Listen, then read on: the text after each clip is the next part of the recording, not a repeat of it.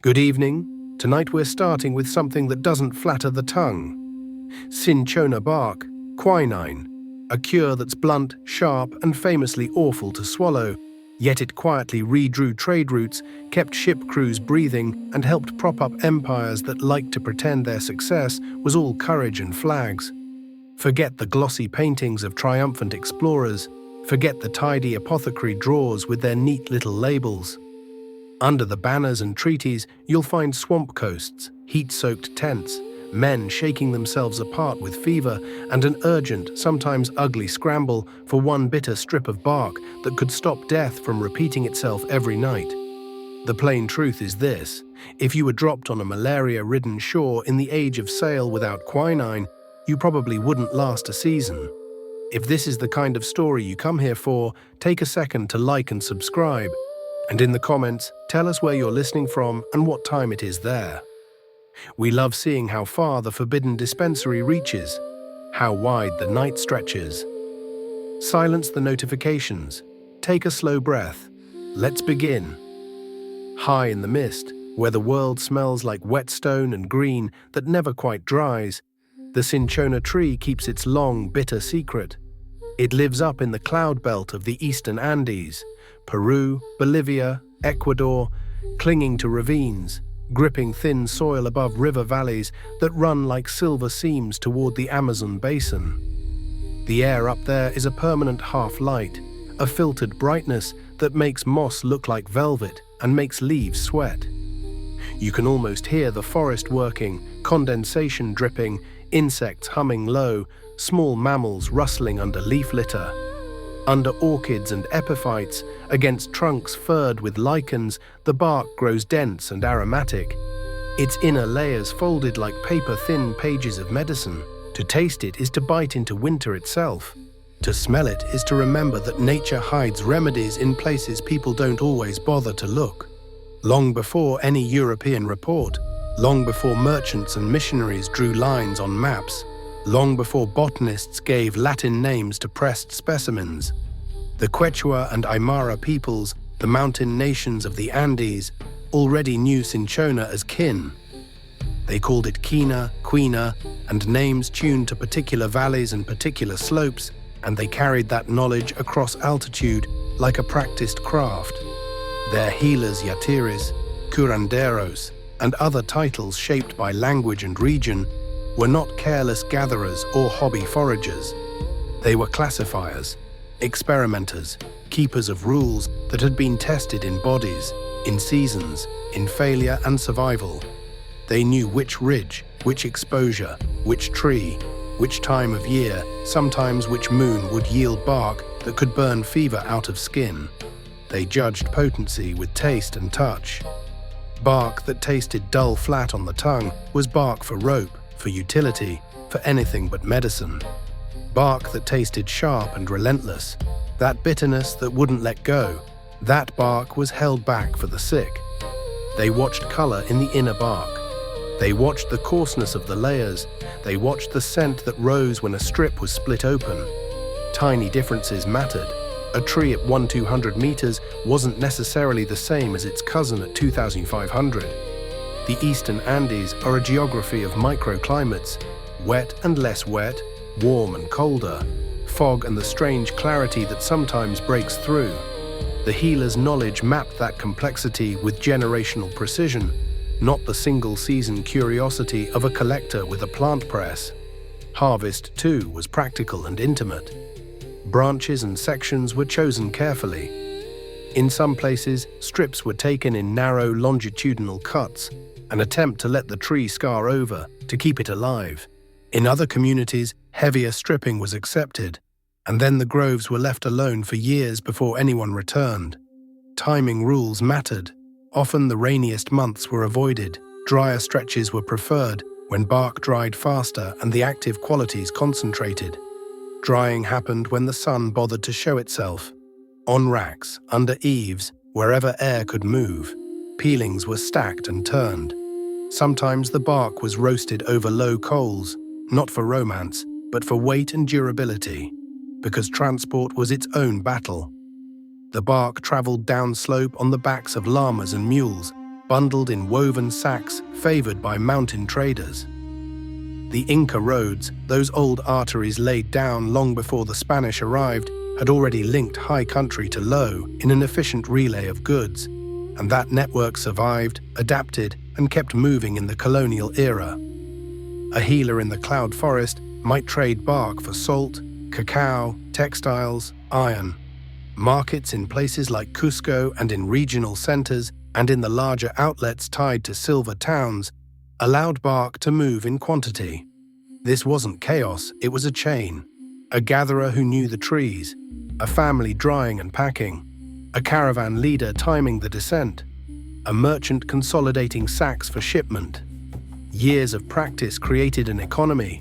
The best bark fetched more. Less potent bark was diverted to other uses or blended to make a more uniform product. This ethnobotanical knowledge, indigenous taxonomy, harvesting technique, seasonal calendars, trade routes, predates European contact.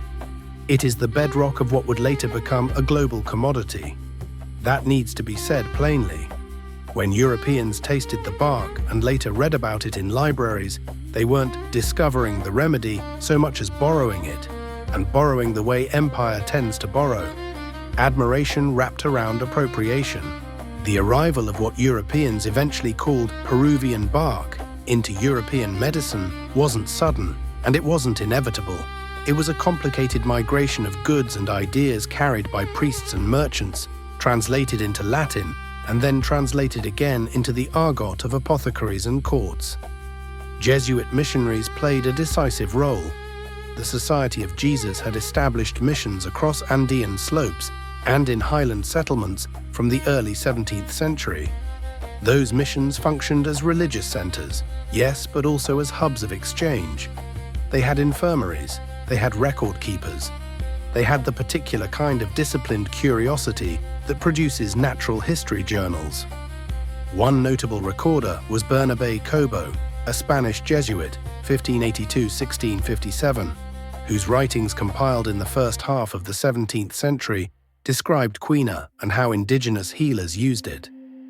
Cobo and others observed and sometimes documented the bark's virtues, not because they were modern scientists ahead of their time, but because administrators and confessors needed cures as much as they needed converts. Fever was a pressing problem in mission communities. In those infirmaries, quina found a use beyond the mountain villages. At the same time, merchant Spanish and increasingly others smelled demand. Ship traffic from Pacific ports like Callao and Guayaquil to Cadiz and Seville moved goods across the Atlantic in convoys that were as military as they were commercial, where safe passage depended on timing, protection, and luck as much as on a merchant's skill. Dried bark, bundled and packaged, went into the holds of those ships. It wasn't the only valuable cargo for crown or contraband, but because it became associated with relief for fevers that tormented colonists and soldiers, it acquired strategic importance. Fever could wipe out a garrison or cripple a mining workforce more thoroughly than an armed enemy. So quina became a good that mattered not only for wealth, but for policy.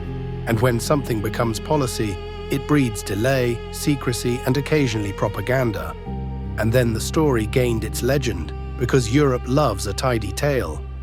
The Countess of Cinchona, the noblewoman whose name would be made immortal, entered the narrative as a convenient bolt of meaning, a way for European readers to make sense of an exotic cure. The popular version, repeated through 17th and 18th century pamphlets, tells of a countess who fell ill with fever while in Lima and was cured by local remedies, including powdered cinchona bark.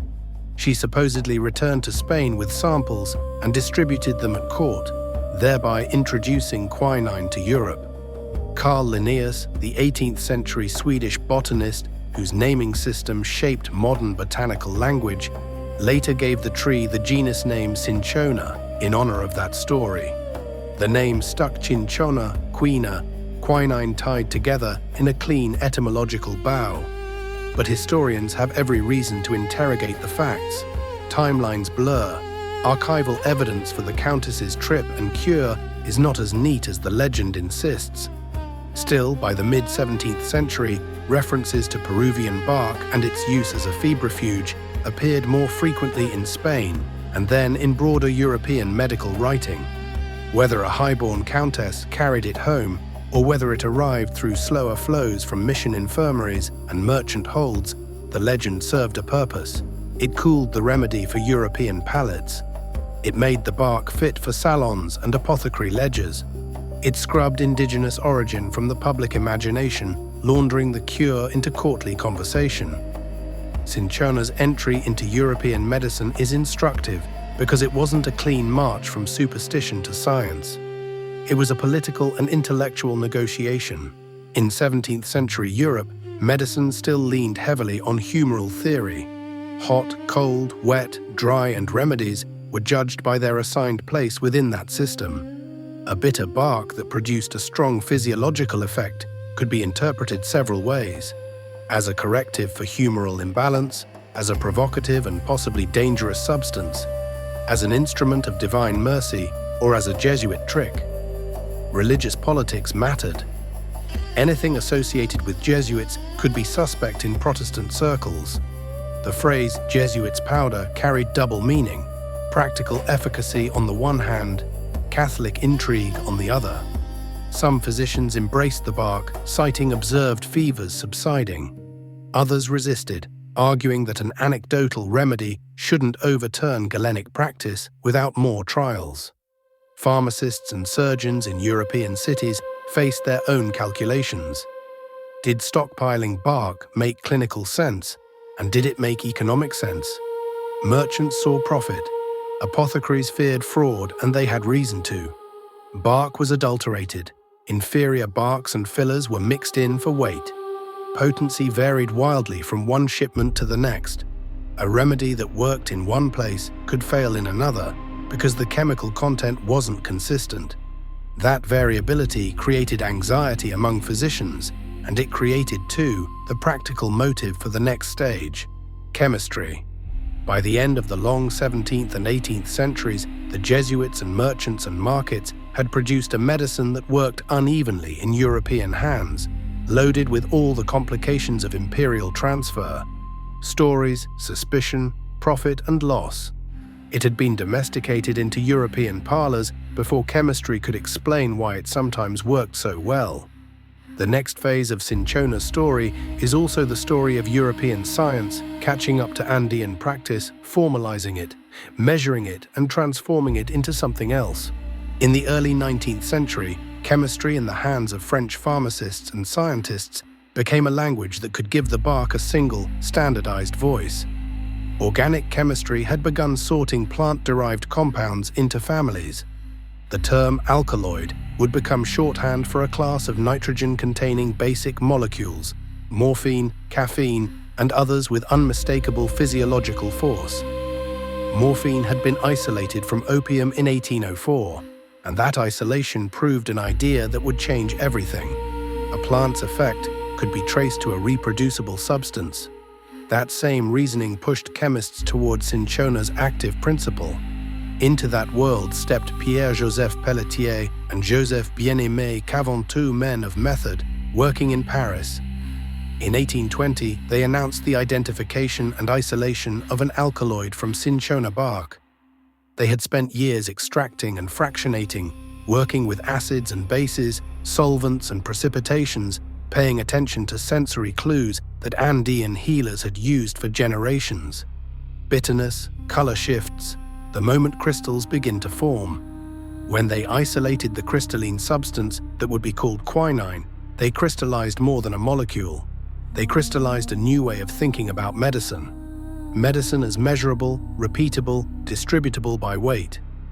Their procedure was technical and elegant in the way experimental chemistry can be. Bark was powdered. Solvents and reagents pulled active matter out of complex tissue. Acids formed salts. Neutralization precipitated the basic alkaloids. After washing, drying, and recrystallization, the result was a comparatively pure, bitter, pale, crystalline compound: quinine. To hold it in the hand was to hold a concentrated form of a landscape, the Andean cloud forest reduced to chemical essence. And here is the difference that matters: their discovery wasn't hoarded like an alchemical secret. Pelletier and Cavan too published their methods. Other chemists replicated them. That openness accelerated adoption. The consequences were immediate and structural. No longer was the active component dispersed through an unreliable mixture. It could be quantified. Doses could be prescribed in grains or grams. Effects could be compared across patients. Distribution could be planned. One of the most stubborn logistical problems of naval and colonial medicine, how much to ship, how to ration, how to ensure predictability, began to yield.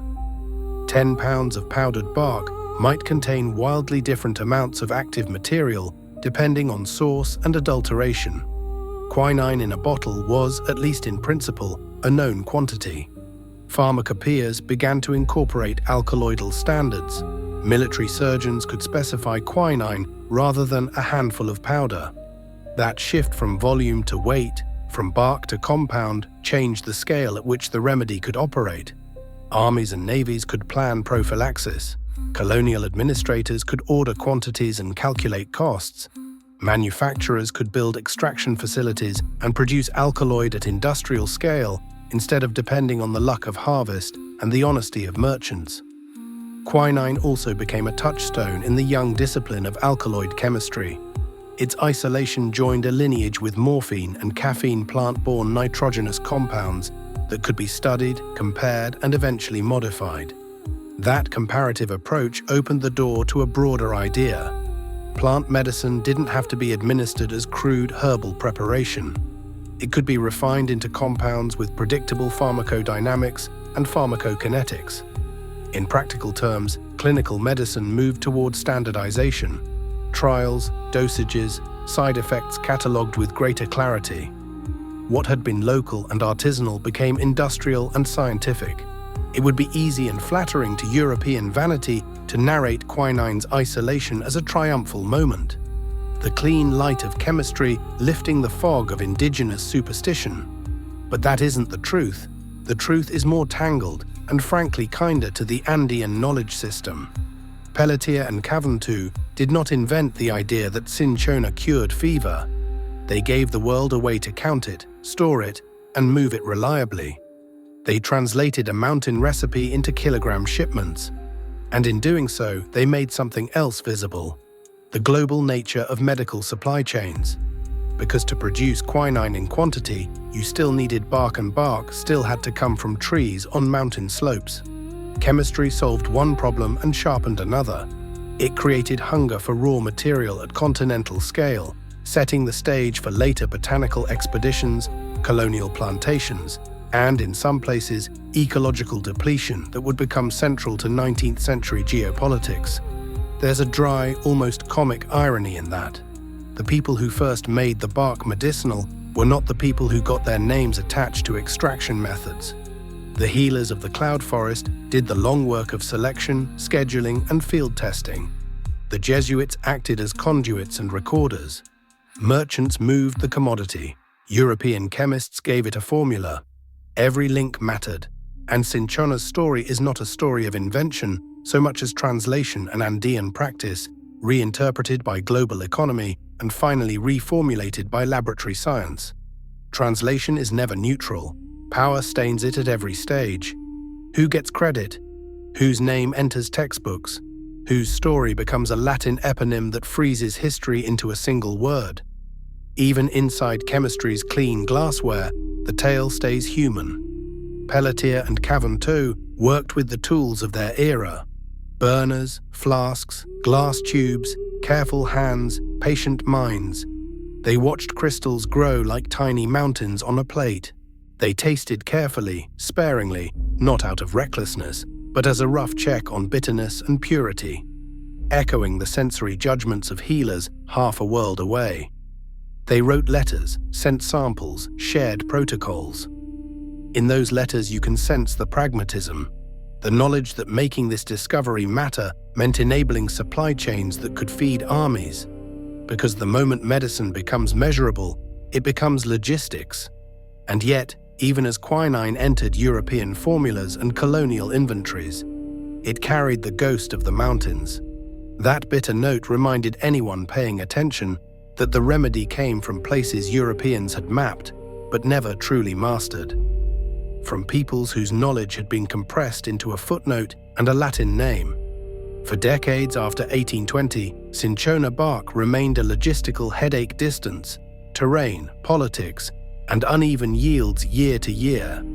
The mountain groves didn't produce equally every season, and the seeds of later struggles were already planted in the demand quinine created. Empires could draw borders, sign treaties, build climate-controlled rooms for storing powder. But the cure that made colonization more survivable still came down from slopes where the mist kept its secrets. The story of cinchona and quinine mountain know-how, Jesuit networks, merchant convoys, courtly legends, and the crystallizing hand of chemistry is an intimate history of scale. It braids together the small and the massive, a healer judging bitterness on the tongue, a ministry calculating rations for troops on a tropical coast. It is a story of translation and transformation. The peoples of the Andes made quina into community medicine long before any laboratory separated its components. Europeans turned that knowledge into commodity, crystal, and policy. Science did not replace traditional knowledge so much as reframe it inside a different vocabulary: grams, salts, precipitates, and in doing so, it altered the political economy of entire regions. Sit with that. A mountain gives up a cure only to watch that cure repackaged, renamed, and shipped back out in bottles and orders. A bottle of quinine contains more than a chemical compound. It holds a history of hands and roads, of rituals and journals, of 1,000 small decisions by gatherers on a slope and printers in Paris. Those brittle white crystals flashing under lamplight on a chemist's tray in 1820 are distilled evidence of centuries of human relationship to landscape. The bitter taste is the same. The context changes, and as the narrative slips from leaf-swept slopes to the glassy benches of early 19th century laboratories, chemists newly confident in method and solvent, the Andean medicine, known to Quechua and Aymara healers, begins functioning inside a universe of inventories, quotas, and pharmacopoeias. When Pelletier and Caventou extracted quinine, they did what chemists do: isolate, weigh, share. But they also shifted the strategy of health.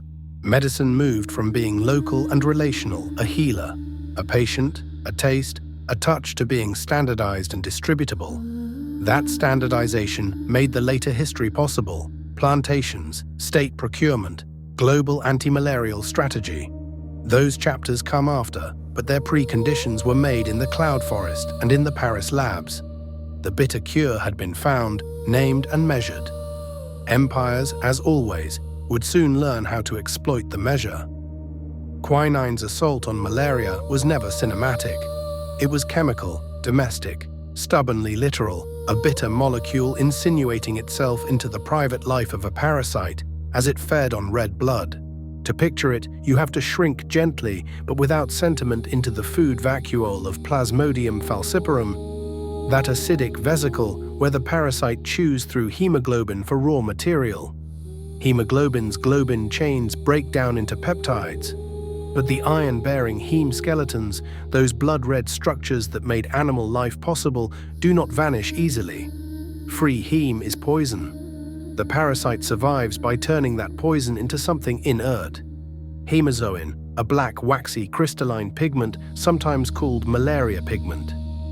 It packs away the iron and keeps the cell from being wrecked by its own meal. Quinine, like a saboteur of crude engineering, jams that mechanism.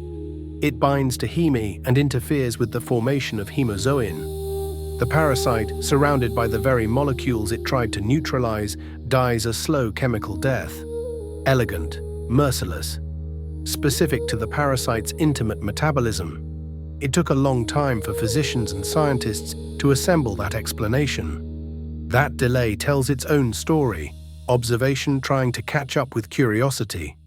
For centuries, Europeans prescribed powdered bark with a mix of religious comfort and empirical stubbornness. Sometimes it came in a bottle blessed by Jesuit authority. Sometimes it arrived as the newest fashionable remedy in Paris or London. It worked often enough that people kept coming back to it. But the 19th century's biological revolution demanded different answers. In 1880, a French army surgeon, Charles-Louis-Alphonse Laveran, stationed in Constantine, Algeria, looked through a microscope and saw the parasite itself in a patient's blood. He recorded it, and with the steady certainty of a naturalist, declared malaria a parasitic disease. 17 years later, in 1897, Ronald Ross, working in the Indian Medical Service, traced the parasite's passage into mosquitoes and completed the visual arc that made malaria newly attackable. If Laveran gave malaria a face, Ross gave it a pathway. With face and pathway known, fever stopped being a black box and became a life cycle that could be interrupted. Quinine could now be questioned with microscopes and stains and assays in ways it never had been before. Early clinicians had noticed quinine's speed. Fevers dropping after doses, rigors quieting abruptly. But was that symptom suppression or something deeper? Medical journals argued it through the last third of the 19th century. Once malaria could be seen, scientists watched what quinine did to the parasite itself. They saw arrested development. They saw parasites failing to complete their cycle inside red cells. They learned that quinine targets blood stages, the stages multiplying inside erythrocytes, rupturing them, spreading onward. They also learned what quinine does not do. It does not reliably touch hidden liver stages in species like P. vivax and P. ovale, where dormant forms can lurk and relapse months later. That distinction, blood stage activity versus liver stage persistence, clarified quinine's limits. It could cure an acute attack, but it often could not prevent relapse without other agents. Clinical practice always lives inside those limits, and the limits turned into arguments. Do you give a large break dose to crush the visible infection, or a continuous low dose to keep blood inhospitable? Do you ration quinine as nightly prophylaxis for administrators posted low in the plains, or reserve it for when fevers blaze? These were not academic quarrels. The drug was bitter, and large doses were unpleasant.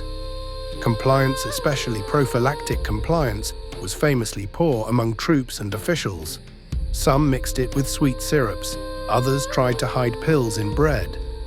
Officers cut the bitterness with sugar or alcohol, and this is where the weary old origin story of gin and tonic takes root.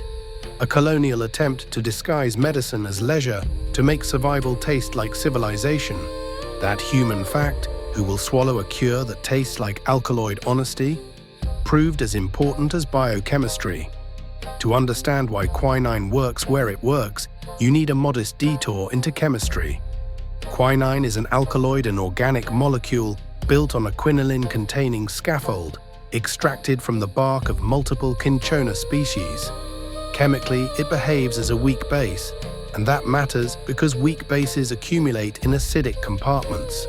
The parasite's food vacuole is one such compartment. Protonated quinine becomes concentrated there. There it meets heme.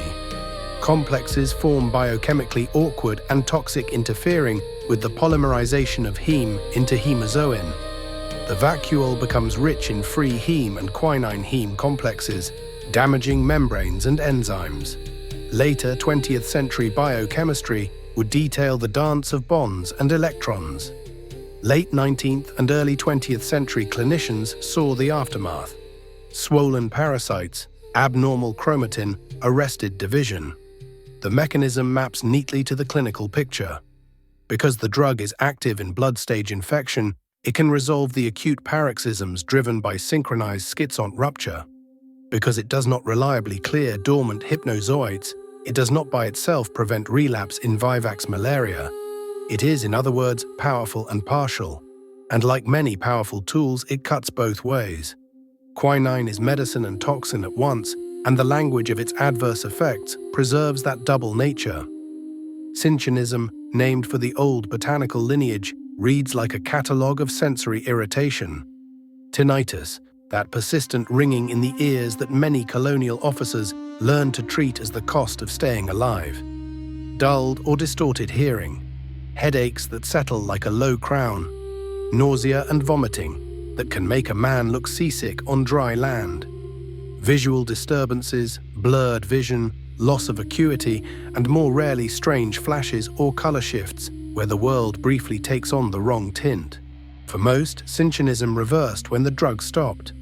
For some, toxicity turned more serious. Quinine can lower seizure threshold, provoke severe hypersensitivity reactions, and in rare cases trigger immune-mediated thrombocytopenia, a sudden, dangerous crash in platelets, sometimes with bleeding and hemolysis.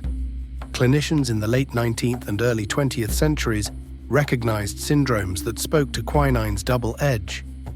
The same substance that kept men alive in the tropics could, when used repeatedly and imprudently, injure them. The term blackwater fever carries us deeper into historical ambiguity. Beginning in the late 19th century, colonial hospitals and missionary wards in Africa recorded an alarming condition, often in expatriates, sometimes in locals, marked by massive intravascular hemolysis, dark, almost black urine, jaundice, kidney failure, and high mortality. Contemporary debates linked blackwater fever to heavy malaria infection, to repeated quinine use, and to host susceptibility. Some clinicians argued that chronic quinine administration, especially amid multiple infections and possible genetic predispositions like G6PD deficiency, created conditions where red cells were destroyed catastrophically. Others described a complicated interaction, quinine altering parasite dynamics and immune responses in a way that could trigger hemolysis in a minority. The truth remains nuanced, but blackwater fever became a symbol to colonial doctors of treating without full understanding and of the limits of a single bitter cure in a world of repeated mosquito bites. Meanwhile, chemists kept naming what the bark contained. Quinine had been precipitated and purified in 1820, but cinchona held a family of alkaloids: cinchonine, cinchonidine, quinidine, and others. Quinidine A, stereoisomer of quinine, the same atoms arranged in a different mirror geometry, found a different medical identity. Where quinine became antimalarial doctrine, quinidine became a cardiology tool, a class IA antiarrhythmic used for atrial fibrillation and flutter and certain ventricular arrhythmias, even as its own pro-arrhythmic risks limited its use. Out of a jungle tree came molecules that tugged on parasites, on hearts, on dizziness, and perception proof that natural products do not arrive with single purposes. The mechanism also shaped the arc of resistance. Plasmodium falciparum never waited politely while humans refined their pharmacopoeia. Selection pressure favored strains that handled quinine and related quinoline drugs better through altered transporters in the digestive vacuole, changes in vacuolar pH, shifts in binding dynamics. In the 20th century, resistance became clinical and political as strains emerged in Southeast Asia and South America, then pressed outward. Chloroquine resistance later became the dominant post-war narrative, but quinine used as fallback or in severe disease also felt that evolutionary pressure. The hem detoxification pathway quinine disrupts became one of biology's battlegrounds. There is a moral in the mechanism. A medicine is always set against a living adversary that adapts.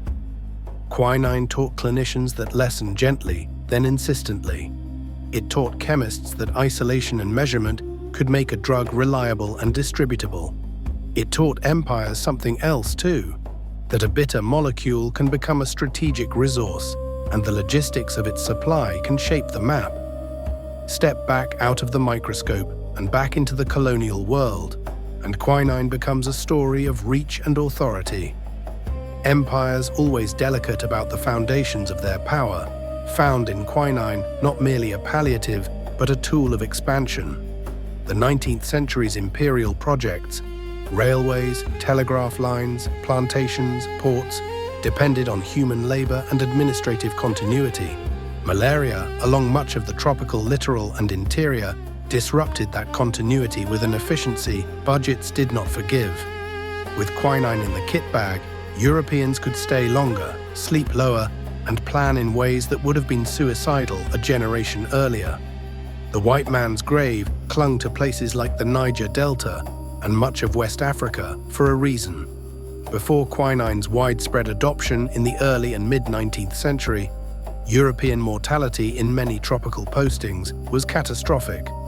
Navies and armies lost men at rates that made extended occupation impossible without endless replacement. Quinine changed the arithmetic.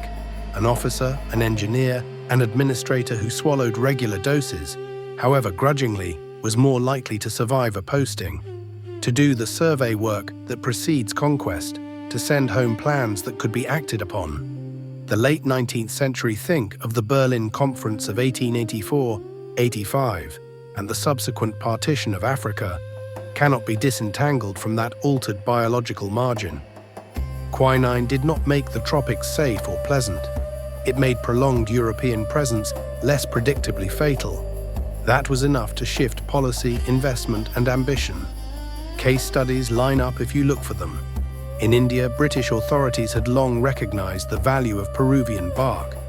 The East India Company shipped bark and later quinine salts to battalions marching through malarial plains and to officers expected to take daily prophylaxis. Railway and plantation projects relied on local labor and on European cadres. Quinine reduced downtime from fever and kept key personnel functioning. The Suez Canal, dug between 1859 and 1869 under Ferdinand de Lesseps, offers a cautionary footnote. Disease still cut through camps and labor lines. Quinine appeared in medical chests, moderating a tragedy that might otherwise have been worse. De Lesseps's later attempt in Panama in the 1880s collapsed into scandal and ruin, undone as much by yellow fever and malaria as by finance. When the United States took over in 1904, it brought new biological understanding, mosquito control, sanitation, and public health engineering under figures like William Gorgas. Quinine mattered, but so did vector control. In the seam between sanitation and chemistry, the canal rose. In West Africa, the pattern repeated. Colonial expansion, French, British, German, pushed into regions where European mortality had previously set the limits of imperial reach. With quinine, administrators could hold posts longer. Military columns could keep campaigns going with fewer replacements. Trading companies could run stations without managers dying at the rates of earlier decades. The Royal Niger Company in the 1880s and subsequent administrations in Lagos and the Gold Coast operated in a medical environment where quinine was routine. This did not mean local populations were spared. Often the opposite. Colonial labor policies forced labor in some places, coercive taxation in others, used quinine as a tool to maintain productivity without addressing broader sanitation or environmental factors. Here, the ethics of quinine turned complicated. The medicine enabled more intensive extraction of labor from tropical zones. Coffee, tea, rubber, cacao expanded partly because overseers and administrators could survive, and because a medicated workforce could be kept moving under pressure.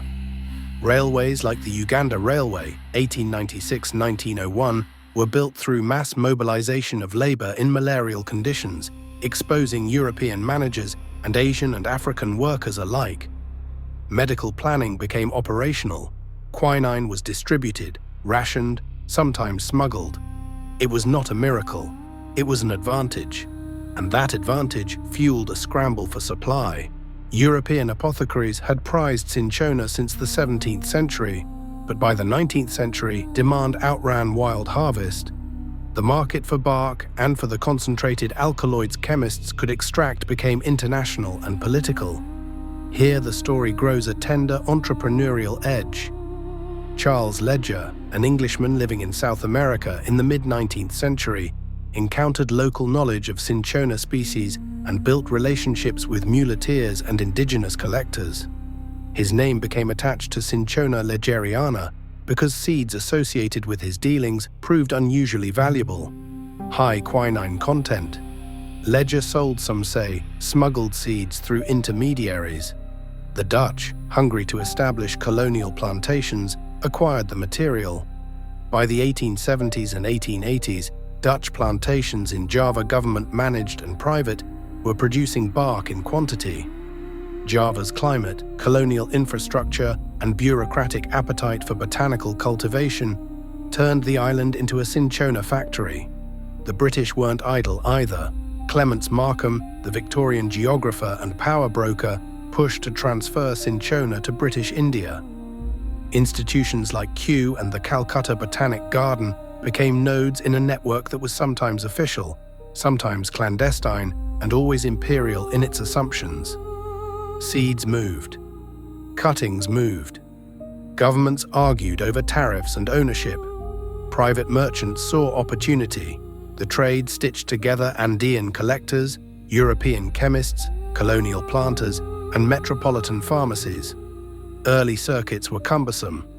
Dried bark shipped in sacks by mule and then by ship to Europe. Ground and administered by apothecaries. The 1820 isolation of quinine changed economics. Instead of shipping mountains of bark, refined alkaloid crystals could travel compactly and be dosed precisely. But the old problems did not vanish. Adulteration remained.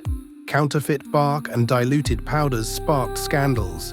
Apothecaries demanded standards. National pharmacopoeias in Britain, France, Germany defined tests for quinine content and specified standardized salts: quinine sulfate, quinine hydrochloride for therapeutic use. States wanted reliable supplies for armies and administrators. Private merchants wanted profit. Regulation arrived as the law of supply and demand learning manners. Plantation production in Java transformed the market. By the late 19th and early 20th centuries, Dutch-managed estates produced bark at industrial scale, and Java increasingly dominated world supply. That dominance created a strategic vulnerability that war would expose with brutal clarity. During the Second World War, when Japanese forces occupied the Netherlands East Indies in 1942, Allied powers lost access to a major source of quinine. The shortage had immediate military consequences in endemic theaters. Soldiers and sailors faced renewed risk that planners had assumed was solved. The shortfall forced innovation. Synthetic antimalarials, mepecrine, atabrine, and later chloroquine shifted from laboratory curiosity to frontline necessity. This is how the geopolitics of bark shaped the chemistry of war. When a colony fell, chemists elsewhere raced to replace the missing bitter. The commercial circuits were crowded with human detail. Merchants and governments negotiated contracts, offered bounties for high quinine trees, built mills for grinding and extraction. Adulteration scandals periodically punctured confidence and led to sharper standards. Port inspectors demanded assays, extraction methods, acid-base chemistry, precipitation of alkaloid salts, standardized tests, made quinine into a commodity that could be speculated upon. Crop failures in Java, wet seasons that rotted bark, insect infestations could spike prices in Rotterdam, Marseille, London. New plantings and bumper harvests could crash prices and ruin small collectors who had borrowed against hoped-for profit. International competition sharpened. Peru and Bolivia. The original sources attempted at times to control wild stands and tax harvests. Nationalist impulses collided with colonial capital. Dutch administration imposed plantation management systems, wage labor, bureaucratic oversight, export quotas. British India and Ceylon attempted plantations too, with mixed results. Java's combination of climate, political will, and colonial machinery stacked the deck. And science followed commerce. Variability among species, Cinchona calisaya, Succi-rubra, Legeriana, and others, and variability among individual trees drove chemists toward purification and standardization. The 1820 proof of principle became an industry. By the early 20th century, pharmaceutical firms in Germany, France, Britain manufactured quinine salts at scale, aligning extraction with pharmacopoeial standards and selling to colonial governments. The result was a market that mixed plant science, chemistry, state procurement, and the occasional morally flexible merchant willing to doctor shipments. Those pressures fed a broader pharmaceutical turn towards synthesis. The question was no longer just, how do we extract, but can we replace? Industrial organic chemistry, With its capacity to mass-produce aromatic compounds and its hunger for proprietary molecules, made synthetic antimalarials a plausible target. Chloroquine, synthesized in the 1930s, and mepecrine, scaled during wartime scarcity, loosened the direct link between bark and medicine. By mid-century, quinine's primacy as an everyday antimalarial was challenged, and in many places overtaken. Yet the bitter note of cinchona persisted in pharmacies as fallback, in military medicine for severe cases, in cultural memory as taste. It is tempting to narrate this as a clean progression: wild bark, isolated alkaloid, synthetic replacement. But the truth is messier and more revealing. The cinchona trade shaped not only pharmacology, but also labor systems, botanical gardens, research institutions, and colonial procurement politics. It generated scandals that demanded regulation. It forced chemists and pharmacists to solve variability. It exposed the limits of technocratic solutions. Quinine could mitigate risk, but it could not turn the tropics into temperate Europe. Taken together, molecule, empire, trade, quinine's legacy is paradox. It saved lives and enabled extensions of power that often harmed others. It created markets, industries, and the occasional botanical heist.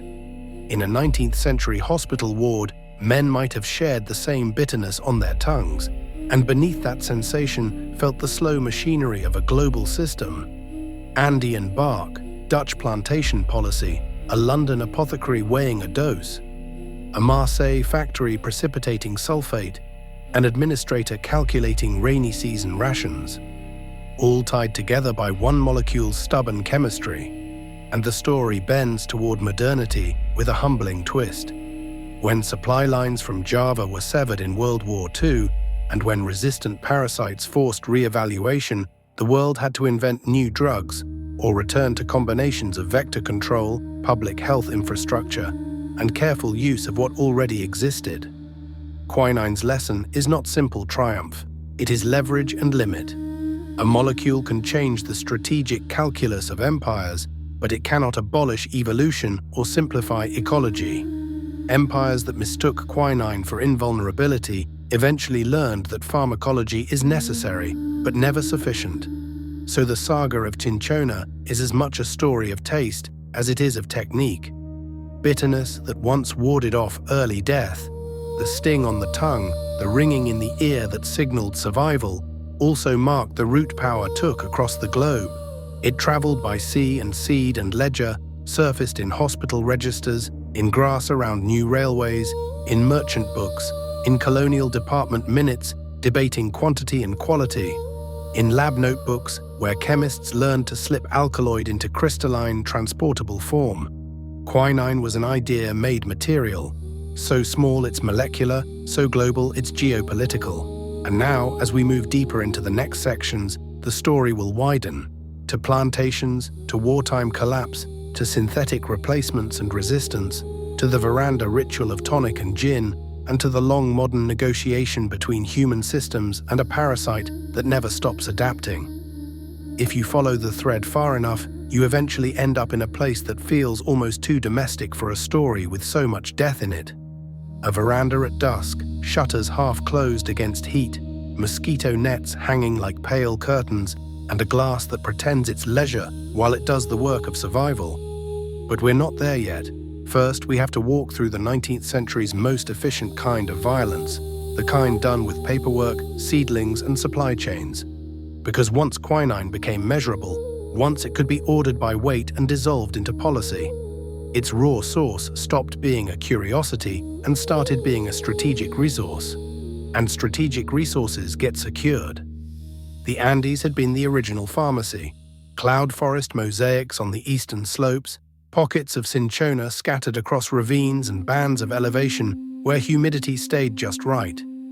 For generations, harvest existed in a local logic. Sometimes careful, sometimes rough, but tethered to lived knowledge of regeneration and return. Global demand snapped that tether. Bark became money. Money became pressure. Pressure became depletion. By the mid and late 19th century, wild harvest could not satisfy the new appetite. And with industrial extraction, the appetite wasn't just for sacks of bark anymore. It was for alkaloid concentrated bitterness, meant to medicate soldiers, crews, administrators, and entire colonial projects. When a remedy becomes infrastructure, shortage becomes crisis. So empires did what they always do when they face crisis. They tried to move the source into controlled space. This is the moment where botany stops being innocent. The transfer of cinchona from the Andes into colonial plantations reads like horticulture on the surface greenhouses. Careful propagation, soil trials, but underneath it is a kind of quiet war. Seeds and cuttings became contraband. Botanical gardens became logistics hubs. Plant hunters became agents of policy, whether they admitted it or not. The technology that made this possible was humble and almost comic in its gentleness.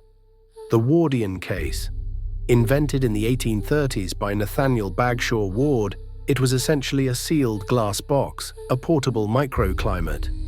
Before the Wardian case, moving live plants across oceans was roulette. Salt spray, temperature shifts, months at sea, most delicate specimens died. The Wardian case turned chance into engineering. Plants could survive by breathing their own little weather, sealed against storms, protected from salt and sudden drying. A glass box changed empire. With Wardian cases, botanical theft, let's call it what it was, became a solvable shipping problem rather than a romantic gamble. You didn't need muskets.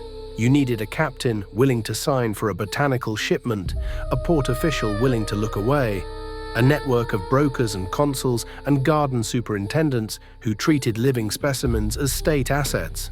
And yes, sometimes it was open and proud, wrapped in the language of science and improvement.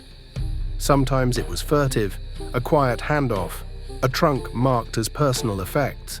But either way, the outcome was the same. Genetic material moved, control moved with it. The Royal Botanic Gardens at Kew in London, under figures like William Hooker and later Joseph Dalton Hooker, functioned as a nerve center for imperial gardening. Specimens arrived, were catalogued, propagated, tested. Kew sent instructions back out like dispatches. Across the oceans, Dutch institutions, especially the Botanical Gardens and Research Administration at Buitenzorg, now Bogor, in Java, developed their own formidable system. Scientific staff steeped in acclimatization theory, a colonial government hungry for profitable crops, and a bureaucratic patience that could outlast rivals. The Dutch had a combination that mattered: climate, infrastructure, and will. Charles Ledger becomes a bright, uneasy symbol inside this machine. His name attaches to Cinchona ledgeriana because seed lines associated with him were unusually rich in quinine. But Ledger did not do this alone. He relied on local gatherers and intermediaries, people whose names European accounts often blurred into anonymity, who could locate the right trees, at the right time, in the right valleys. Seed collection is not a casual act. Cinchona seeds are small, delicate, and easy to lose to wind and humidity. Pods must be gathered at the moment when seeds are viable, but not yet scattered. Viability drops quickly if seeds are overheated or dried wrong. Packing matters: damp sphagnum moss, shade, fast movement from mountain to port, protection from salt and heat. The ocean is indifferent to fragile life. You can be clever and still fail. That need for speed and protection made the Wardian case feel like magic. So seeds traveled sometimes legally, sometimes not. And when they arrived in colonial gardens, they entered the slow alchemy of acclimatization. Altitude trials, shade trials, soil chemistry, pest management, and crucially chemical assay. Not just will it grow, but how much quinine does it hold? Trees were measured not only as organisms, but as factories. If a single high-yield lineage could be identified and propagated, grafted, seeded, multiplied, then quinine could be industrialized the way sugar and coffee had been industrialized. The cure would become a crop. And crops in empire are about land and labor as much as they're about plants. Java became the masterpiece. By the late 19th century, Dutch plantations on Java blanketed mountain slopes in rows. Where the Andes offered scattered groves in complex ecological tapestries, Java offered controlled geometry. The climate cooperated. The colonial administration enforced. The infrastructure, roads, ports, mills, was built to serve export. Bark moved from plantation to processing facilities, then to ships, then to Europe and beyond. Quinine salts could be produced with industrial efficiency. Java's output reshaped the world market. The British watched and tried to answer with their own Cinchona projects. In India, on cool hill slopes, in places like Darjeeling and the Nilgiris, and in Ceylon, Sri Lanka. They established government nurseries, experimental plots, and production lines. But Cinchona thrives inside a narrow ecological preference: humidity, altitude, soil type, shade structure. Some British plantations succeeded, some struggled. Bureaucratic inertia and ecological mismatch blunted parts of the effort. Meanwhile, Java's machine kept running. Plantation success came with consequences, many of them hidden until they weren't. First, genetics. Wild Cinchona populations in the Andes were diverse species and local variants shaped by microclimate and altitude. Plantation systems selected for a few traits: high alkaloid yield, ease of cultivation, predictable growth. The genetic base narrowed. Lines were propagated again and again, often from a small founder pool. It was efficient. It was also fragile. Monoculture is always an invitation. A plantation of genetically similar trees is a banquet for any pest or pathogen that learns the trick. It doesn't matter whether the enemy is fungal blight or scale insect. The pattern is the same across cash crops. Diversity is resilience. Uniformity is vulnerability. Plantation managers knew this in their bones, even if they didn't have modern genetic vocabulary for it. They worried about outbreaks, about weather shifts, about insects that could turn bark into rot and profit into panic. Second, landscape. Clearing montane forest for plantations changes water cycles, soil stability, and ecological relationships. Terracing hillsides, draining wet ground, controlling shade trees. These are engineering acts, not neutral gardening. In the Andes, heavy wild stripping and intensified harvest sometimes killed trees outright and denuded slopes. In Java and other plantation zones, the monoculture remade the mountain ecology. Erosion patterns shifted, local species retreated. The plantation's neat rows were a visible statement. Nature reorganized for export. Third, labor. A plantation is a social system. It requires a workforce that is reliable, controllable, and cheap. Colonial governments and companies built institutions to supply it. Tax pressure, landlord systems, migration channels, indenture arrangements, wage structures that looked fair on paper and felt tight on the body. Inspectors wrote reports about housing, water, punctuality of wages, absenteeism. Those reports read like administrative priorities. The human stories sit behind them, the laborer slipping on a wet slope while stripping bark, the family losing access to communal land now leased for improvement, the seasonal worker coughing through fever while the plantation schedule demanded harvest. And here is the dark pivot. Quinine, itself born as a remedy, became part of maintaining these labor systems. It kept overseers alive. It kept projects staffed. It sometimes medicated workers just enough to keep them productive while broader public health investment remained thin. That's the complicated ethics of a tool that saves lives while enabling extraction. As plantations centralized production, processing standardized too. The lab triumph of 1820 had to become an industrial routine. Mills grinding bark, solvents circulating, alkaloid salts precipitating, sulfate crystallizing, tins sealed, shipments labeled. This required ports, warehouses, chemical plants, and international routes that synced with steamship timetables and customs regulations. Warehouses in Rotterdam, factories in Germany and France, Pharmacology committees defining standards, colonial administrators ordering by ledger line.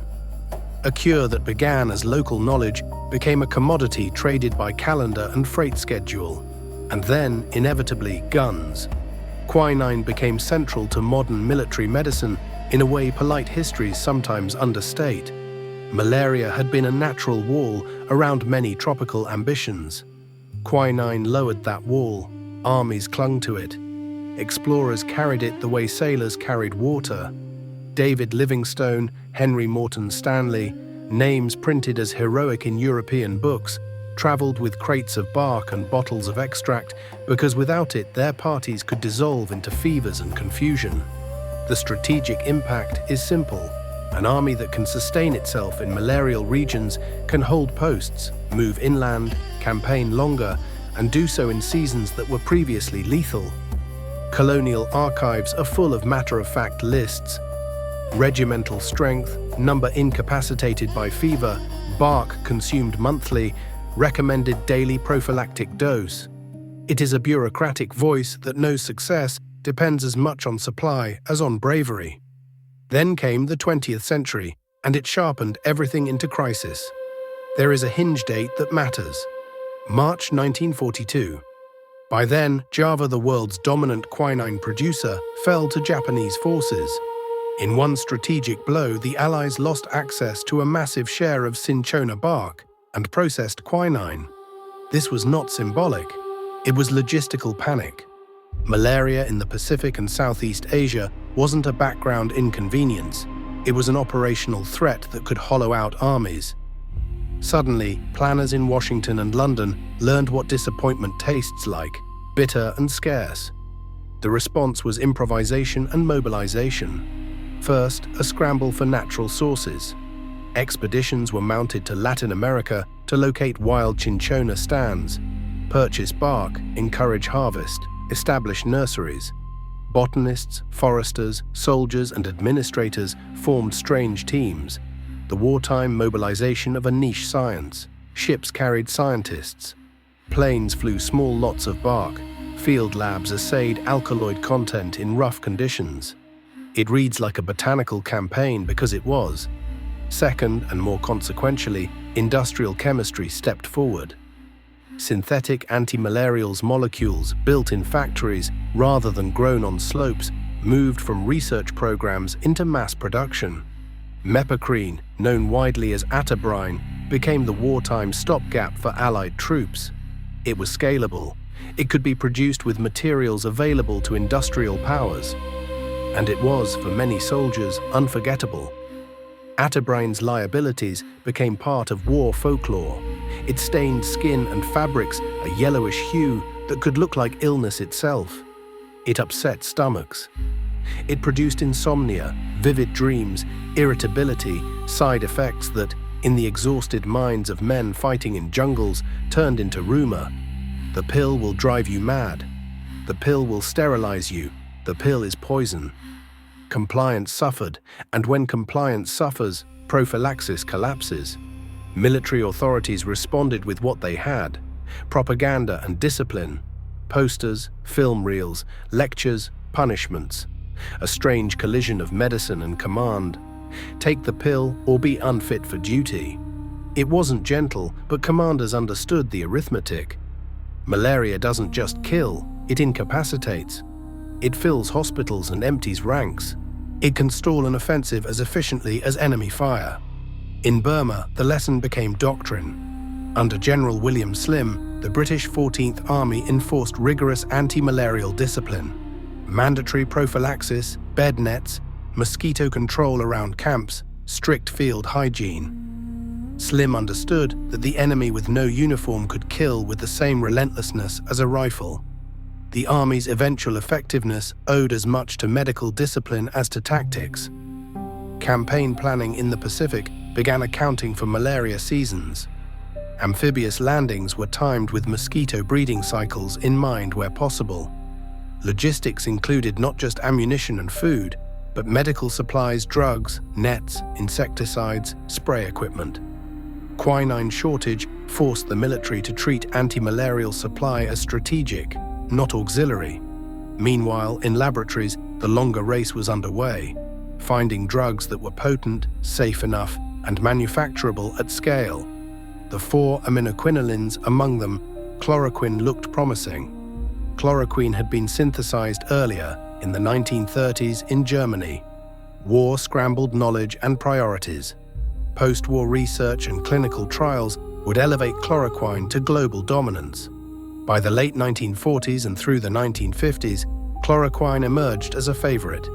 Cheap, relatively safe, effective against P. falciparum in many regions, and easy to produce. For a brief period, it felt miraculous. It fit the needs of newly independent states as well as international public health ambitions. It helped power the mid-century confidence that malaria might be eradicated with sufficient organization. But we've already learned the rule: the parasite listens. Uniform drug pressure across huge populations creates selection. Reports of chloroquine resistance appeared first in pockets, Southeast Asia, South America, then spread. Clinicians noticed the signal before geneticists named the mechanism. Patients treated correctly didn't clear parasites, fevers returned, mortality rose. The molecular explanations would come later. Mutations in transporter proteins like PFCRT, changes affecting drug accumulation and efficacy. But the ground truth was clinical failure. Policy debates turned ugly and practical. Do you keep distributing a cheap drug that is failing because budgets can't absorb alternatives? Do you switch to something more expensive and risk supply collapse? Some health systems pivoted. Many could not. In places where chloroquine remained widespread despite resistance deepened. In places that switched promptly, outcomes improved. The response became a mirror of global inequality. And this is where the story moves from empire logistics into modern global health.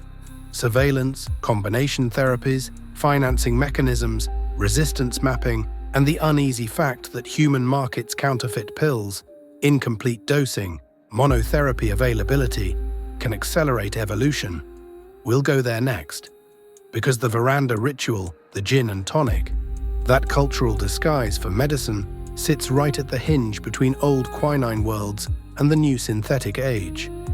And the modern era, with acts and resistance markers and international funds, is still haunted by the same themes: supply, compliance, power, and the bitter taste that refuses to become merely flavor. On the wide, shuttered verandas of colonial bungalows, where the heat lay over the day like warm silk and mosquito nets trembled with the last insects, quinine took on a second life. What had been cargo and ration, what had been bark packed into shipholds and powder measured in field dispensaries, drifted into the choreography of evening. A small bottle of concentrated bitterness, a lump of sugar, a slice of citrus, a measure of gin, medicine masquerading as ritual, survival dressed up as taste. The quinine that Pelletier and Caventou coaxed into crystals back in 1820 was always a weapon against fever. By the late 19th century, it was also a symbol, a daily talisman, suggesting that the climate hadn't won. It was, in short, medicine domesticated. This didn't happen in a single moment. It accumulated the way habits do. Military orders insisting on daily doses. Pharmacists selling quinine sulfate in labeled jars. Household stewards learning how to dissolve bitterness into something that could be swallowed without grimacing. In Calcutta in the 1870s, in hill stations like Simla and Darjeeling, in bungalows in Nairobi and Lagos, and in the little clubs that served as social glue for colonial elites, taking quinine became ritualized. A jar on a table at sunset with a small spoon and sugar tongs. A reminder, gentle and coercive at once. Take your ration or the night may take you. The drive to mask the taste was practical, but the solutions told you something about the culture swallowing them. Sugar softened the edge. Citrus, already associated with naval hygiene and scurvy prevention, added a clean acidic bite that made the medicine feel crisp rather than punitive. Carbonation, supplied by the rise of soda manufacturing and bottled beverages in the late 19th century, gave tonic water its effervescence and its modern sheen. The fizz carried quinine on a wave of convenience. Spirits followed because spirits always do. Gin, a familiar English preference by then, slid easily into the glass. It smoothed the bitterness and did something else. It asserted identity. A glass held at dusk tasted like control. It tasted like, we are not defeated by this place. That is the uneasy genius of the gin and tonic, prophylaxis and performance at once. The drink's rise also depended on scale and supply, not just taste. In private households, quinine might remain a measured dose, taken with resignation, but in garrison towns, plantations, and colonial capitals, it became something like a ration embedded in social life. Pharmacies sold quinine cordials and tonic preparations, variously dosed, variably effective, marketed as healthful and fashionable. Carbonated drink companies sensed a market in expatriate classes and shipped bottled tonic waters labeled with proud mentions of quinine. Advertising in newspapers and magazines showed languid figures reclining under palms with a glass in hand, as if modernity were the true antidote. The image left much unsaid. Uneven access to supplies, the labor of plantation workers in Java and the Andes, the gap between prophylactic prescriptions written in London and the messy realities of frontier clinics. Still, the glass did its job socially. It conferred composure. And the social uses were complicated. In officers' messes, it lubricated conversation and hierarchy. In drawing rooms, it signaled cosmopolitan adaptation, the calm of those who could render hostile ecology tolerable through domestic ritual. It sometimes masked illness too. A tonic taken in a bright room could stand in for more disruptive responses. A doctor called at night, a retreat to the hills, a trip to a hospital ward that would make the vulnerability visible. The gin and tonic wasn't a cure for every case. It was, in many settings, a technology for making risk legible and manageable, and crucially, aesthetic. This domestication mattered because it normalized a relationship to disease in which risk was acknowledged but also made routine. That normalization helped smooth the colonial enterprise. The glass at one's elbow became part of empire's architecture, a small apparatus that let people continue administrative and commercial life under the assumption of control. For many local observers, it was both comic and pernicious. Comic because of the absurdity, a bitter medicine dressed up as leisure. Pernicious because it could substitute personal ritual for public investment. In too many colonial settings, quinine and a glass became individual solutions to structural failures. Poor sanitation, inadequate housing, limited mosquito control, shallow health infrastructure. Meanwhile, commerce learned to profit from this domestic ritual. Cinchona exporters, pharmaceutical producers, soda manufacturers, and shipping lines mapped new supply chains. Quinine, once bark, scraped from a tree, became a manufactured ingredient subject to customs regulations and colonial procurement policies. Where supply lines were strong, most notably under Dutch plantation dominance in Java tonic culture, flourished. Where supply was inconsistent, improvisation ruled, and quinine remained concentrated among those with connections. So tonic water became more than taste, it became a signifier. And signifiers, like supply chains, do not survive war untouched. The collision came with World War II. By the early 20th century, Dutch plantations in the East Indies, Java, especially supplied a decisive share of the world's processed quinine. When Japanese forces moved through Southeast Asia and took Java in March 1942, global quinine supply constricted sharply. It wasn't simply that tonic water became less fashionable. It was that armies operating in malarial theaters faced the prospect of doing so without their oldest reliable alkaloid. What followed was a chemical race laboratories and factories mobilized at wartime pace to synthesize and mass-produce alternatives. Germany's chemical industry had pursued antimalarial compounds in the interwar years, partly as scientific ambition and partly as strategic foresight. Among the molecules produced in that research was chloroquine, synthesized in 1934 by Hans Andersag at Bayer. The compound existed before wartime scarcity made it urgent. It did not become a frontline answer immediately. War and the chaos of scientific networks shaped what knowledge moved where and how quickly it could be operationalized. The Allies, cut off from Dutch quinine, used what they could produce. One of the most widespread wartime substitutes was mepecrine, known under the trade name atabrine in Allied forces. It emerged from the lineage of dye chemistry, a reminder that modern pharmaceuticals often begin in industrial pigments and laboratory staining. Atabrine could be manufactured at scale with industrial capacity the Allies controlled, so it became a stopgap prophylactic in the Pacific. Its deployment was enormous. Millions of tablets, entire armies under orders to swallow a bitter yellow pill on schedule. Atabrine, however, carried its own problems. It stained skin and clothing with a yellowish tinge that unsettled soldiers already prone to superstition. It upset stomachs. It produced insomnia and vivid dreams. Irritability and psychological discomfort were common enough to become notorious. Rumor inflated these effects into fear. The pill will make you insane. The pill will ruin your body. The pill is a trick. Compliance became a battlefield. Military command responded with propaganda, sometimes humorous and sometimes blunt. Film reels, posters, lectures, discipline. Medical officers found themselves in the awkward role of policing medicine. Take the pill or risk the fever that will remove you from duty and burden the entire unit. In some theaters, prophylaxis came under penalty. The logic was harsh but real. Non-compliance could hollow out battalions without a single enemy bullet. On the ground, human behavior shaped efficacy as much as the drug did. Soldiers buried pills, saved them, skipped doses, and malaria does not care about excuses. Behind this human drama, a longer scientific search continued. Laboratories in the United States, Britain, and elsewhere tested synthetic classes with urgency, looking for potency, safety, manufacturability.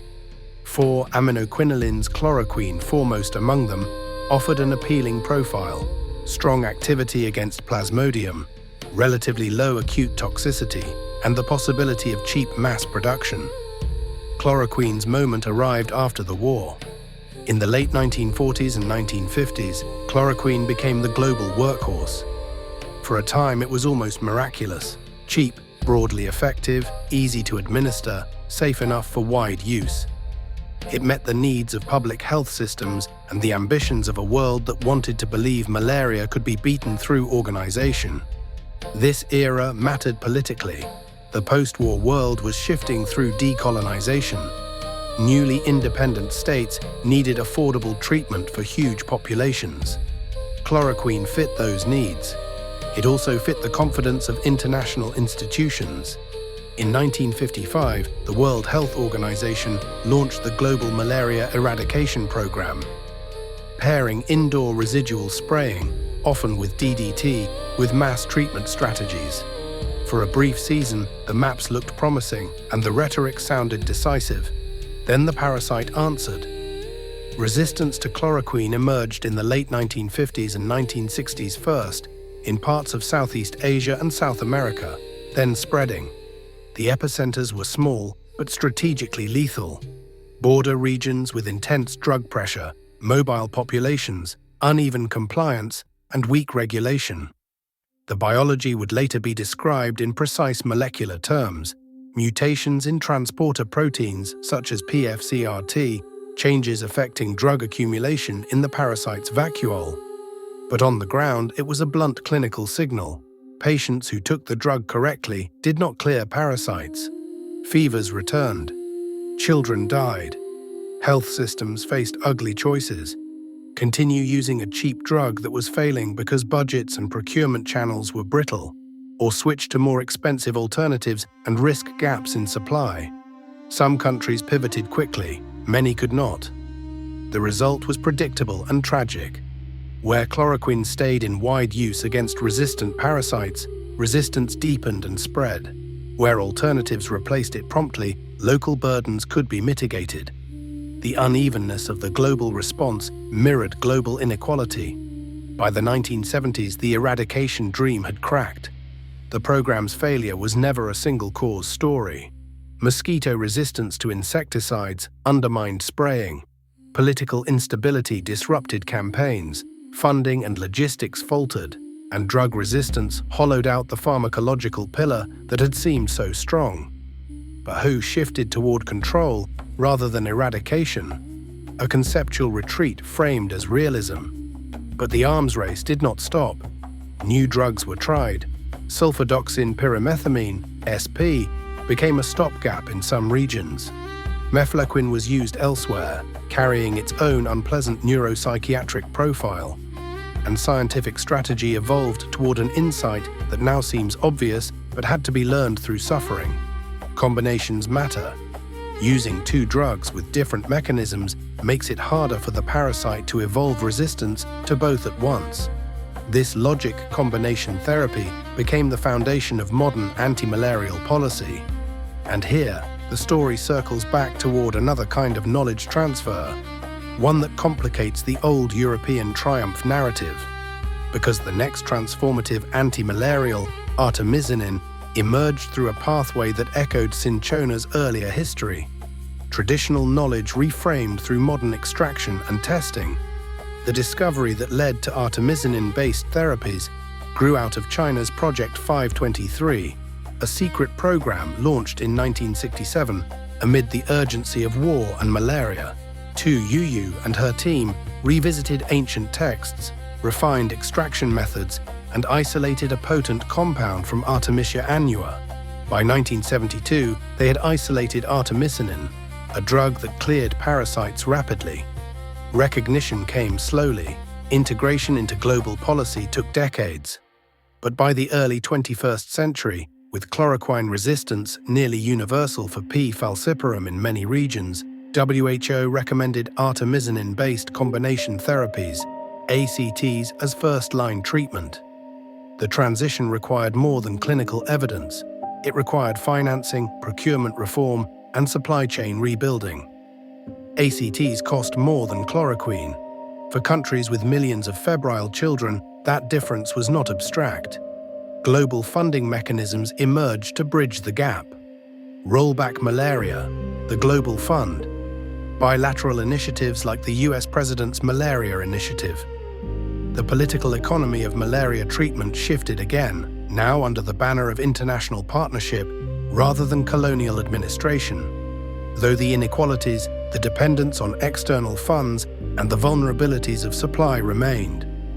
Resistance surveillance matured into its own discipline. Sentinel sites were established in historically significant regions, like the Mekong Basin. Molecular markers became tools. PFCRT for chloroquine resistance. Later, Kelch13 mutations for partial artemisinin resistance, first seen in Western Cambodia and then in pockets across Southeast Asia. These markers allowed public health systems to map threat and prioritize containment. They also revealed an uncomfortable truth. Resistance tends to emerge where drug pressure is intense, where regulation is weak, where populations move across borders, where monotherapies circulate, and where counterfeit or subtherapeutic dosing accelerates evolution. The parasite is not only biological, it is social too, because human systems create the conditions under which biology adapts. And this is where the veranda glass comes back into view in a different light. The gin and tonic, the emblem of colonial composure, helped create an aesthetic of control. The post-war chemical optimism, chloroquine, DDT, eradication programs was another version of that aesthetic, scaled to institutions. But control is always provisional. Every drug contains the seed of obsolescence, not because chemistry is weak, but because life adapts and human systems distribute drugs unevenly, imperfectly, with gaps and counterfeits and incomplete courses. The lesson isn't defeat, it's humility and discipline. Medicines have lifespans shaped by how we use them. Whether we combine them, whether we regulate them, whether we fund access fairly, whether we listen to the signals that failure sends early enough to respond. So the story of quinine bark and crystal and tonic fizz doesn't end when synthetics arrive. It continues as a long negotiation between human institutions and a parasite that has followed its own indifferent logic for millennia. And we still haven't finished tracing the full modern arc. The economics of ACT rollout, counterfeit markets, the surveillance networks that function like early warning systems, the return of vector control, and the way global health financing became its own supply line, as strategic as any wartime convoy. We'll take that next. By the time ACTs became the global standard, malaria medicine was no longer just a matter of what worked in a body. It was what could be funded, procured, verified, delivered, and trusted. The drug itself, however elegant, was only one component in a chain of behavior and bureaucracy that stretched from boardrooms and ministries to rural clinics and market stalls. Quinine had taught the world that medicine becomes logistics the moment it becomes measurable. Axe taught the world something sharper. Medicine becomes politics the moment it becomes expensive. Artemisinin clears parasites fast. That speed is part of its brilliance and part of its vulnerability. A fast-acting drug, used alone, creates a dangerous temptation. Take a few doses, feel better, stop early. Or take it as a monotherapy because it's cheaper, more available, or falsely marketed as stronger. That behavior doesn't just risk individual relapse. It creates a selection environment in which partially resistant parasites survive long enough to spread. So global policy hardened into a principle: artemisinin should not travel alone. It must be paired with a longer-acting partner drug. That's what ACTs are, two chemicals with different timing and different mechanisms designed to reduce the odds that a parasite survives both assaults. This wasn't only pharmacology, it was an attempt to discipline a market. Because markets do not naturally protect the future. Markets protect the present sale. One of the hardest problems in modern malaria control has been the everyday chaos of drug access. Counterfeit pills, substandard manufacturing, inconsistent dosing, informal vendors, hoarding, partial courses split among family members because money runs out. Each of those behaviors is understandable in context, and each of them accelerates resistance. Counterfeit and substandard antimalarials deserve a special kind of attention because they look like help and act like sabotage.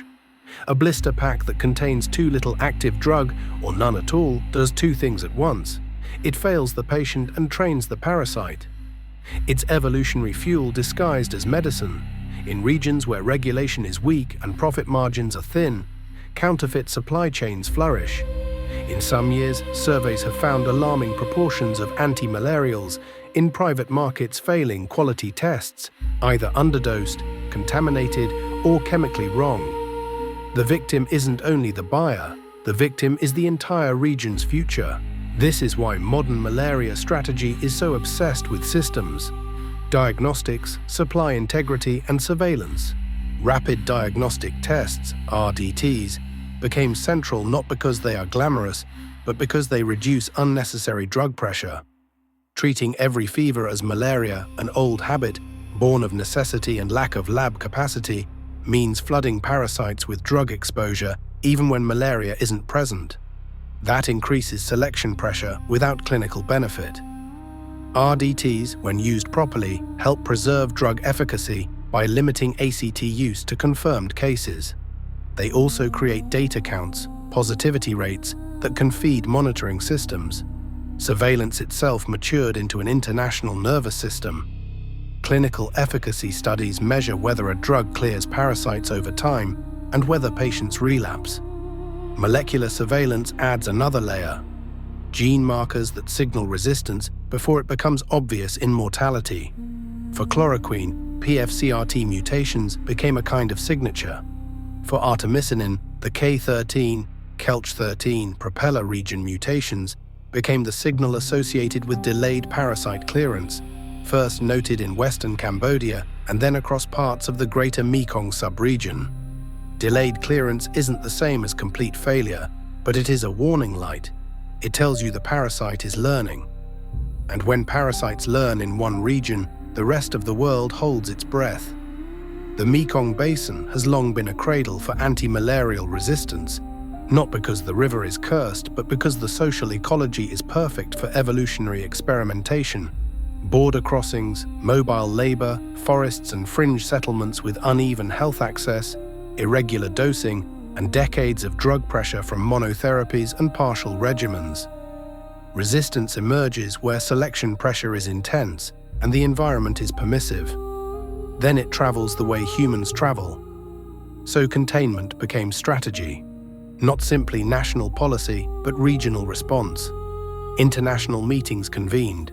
Researchers, ministries, donors, pharmaceutical companies, NGOs. They argued and planned and wrote frameworks that tried to do three things at once: protect ACT efficacy, eliminate monotherapies, and strengthen diagnosis and treatment coverage so people would not have to improvise with whatever pills were cheapest that week. Some programs tried targeted elimination campaigns in resistant zones, mass screening, treatment, vector control aimed at reducing parasite reservoirs before resistant strains could spread wider. These efforts were technically demanding and politically delicate. Borders are porous. Funding is episodic. Trust is not automatic. And yet, when the world has learned anything from quinine and chloroquine, it is that delay is expensive. This is where financing became as critical as chemistry. ACTs were not just better drugs. They were more expensive drugs requiring stable procurement. For governments in high-burden countries, that meant either reallocating scarce domestic budgets or depending on external funding. External funding arrived in waves and frameworks. The Rollback Malaria Partnership formed in 1998 to coordinate actors. The Global Fund, established in 2002, became a major financing engine. Bilateral initiatives like the US President's Malaria Initiative 2005 added resources and technical support. These instruments changed the map of access. They also created new vulnerabilities: dependence on donor cycles, procurement bottlenecks, and the geopolitical reality that health budgets can be interrupted by events far from a rural clinic. One notable attempt to discipline the private market was the Affordable Medicines Facility Malaria, AMFM, piloted in the early 2010s.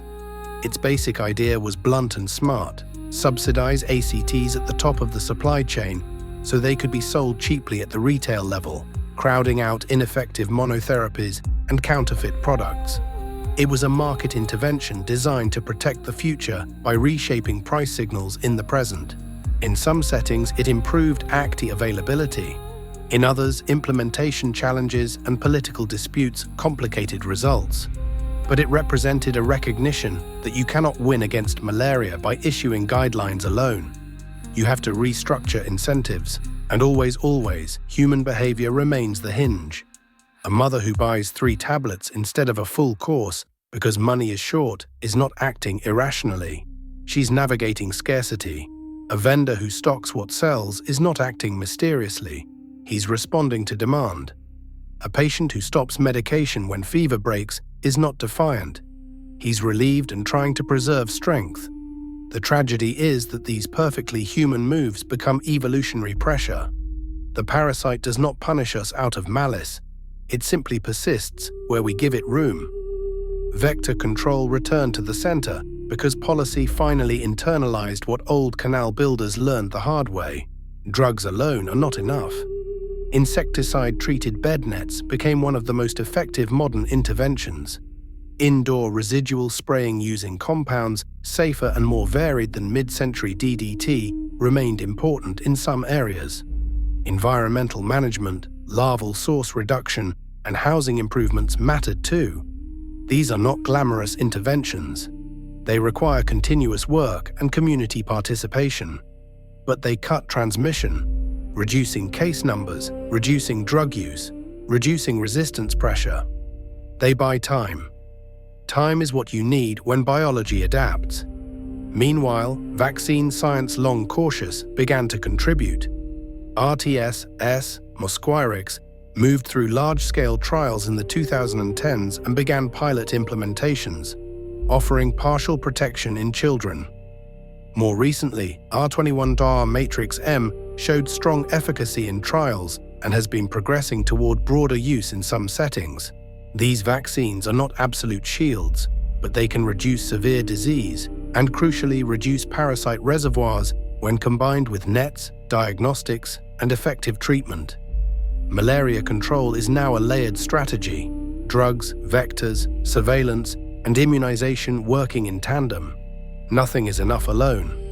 And as the modern system grew, the old story Quinine Cinchona bark refused to stay in the past. Quinine never fully left.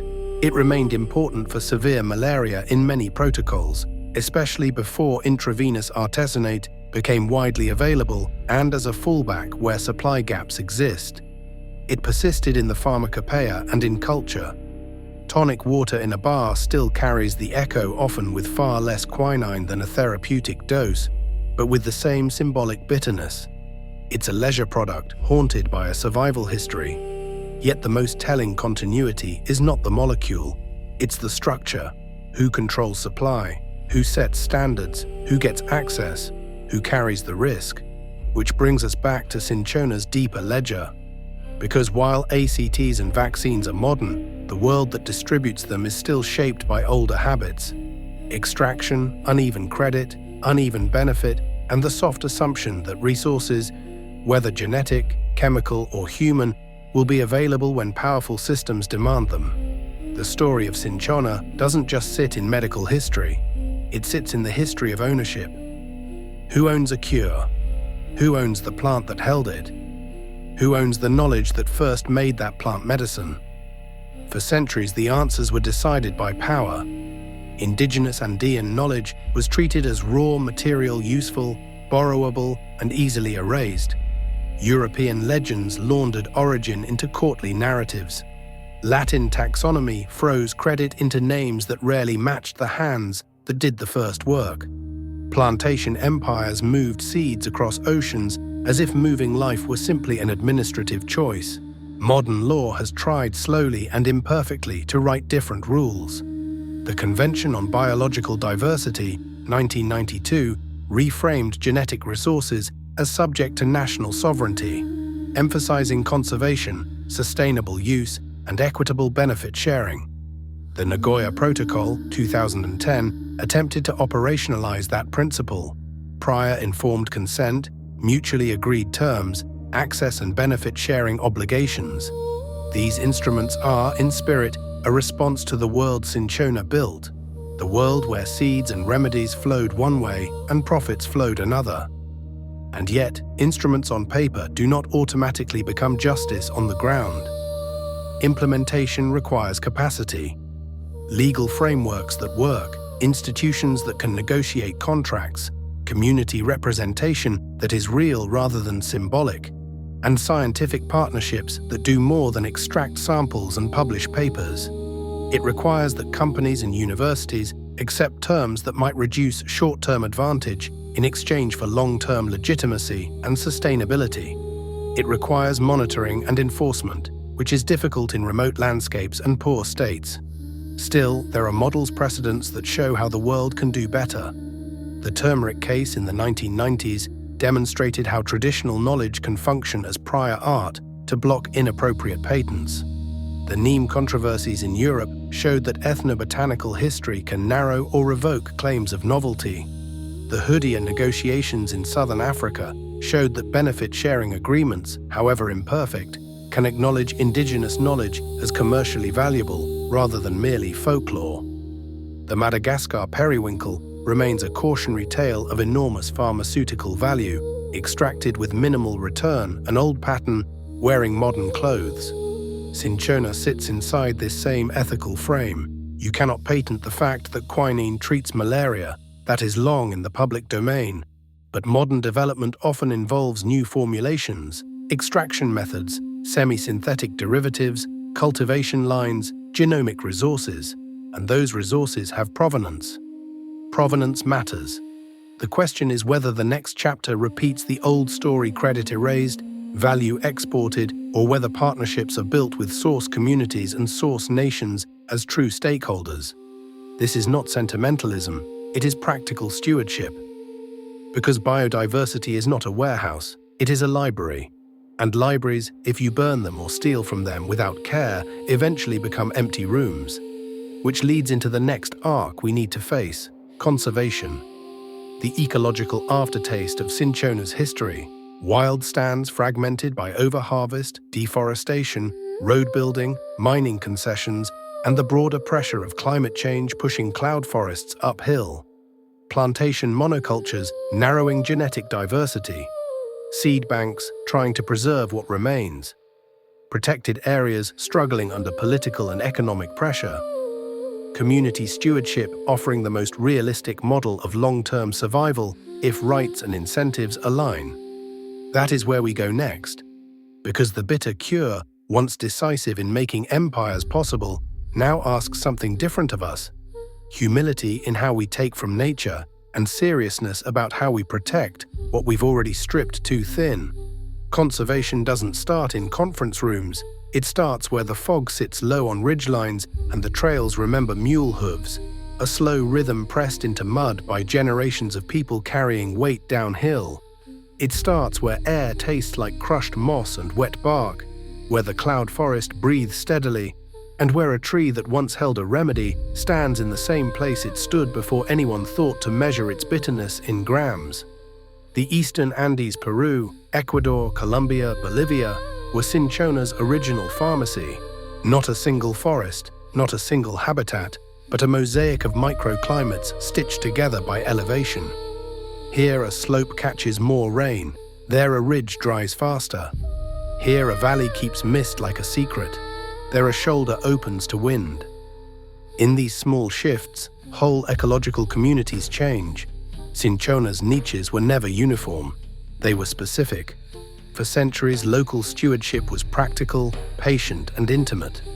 The Quechua and Aymara and other Andean communities knew how to listen to landscape, where to strip without killing, when to take a little, when to let the bark heal.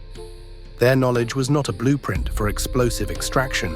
It was a set of rules built on return, because return is how you keep a forest from becoming a memory. When the outside world learned the bark could bend fever, that logic frayed. The Jesuit missions of the 17th century carried early European accounts outward. By the 18th and 19th centuries, bark had graduated from remedy to commodity to strategic resource. Strips were cut, dried, graded by scent and color, weighed and pressed into bales that could survive months at sea.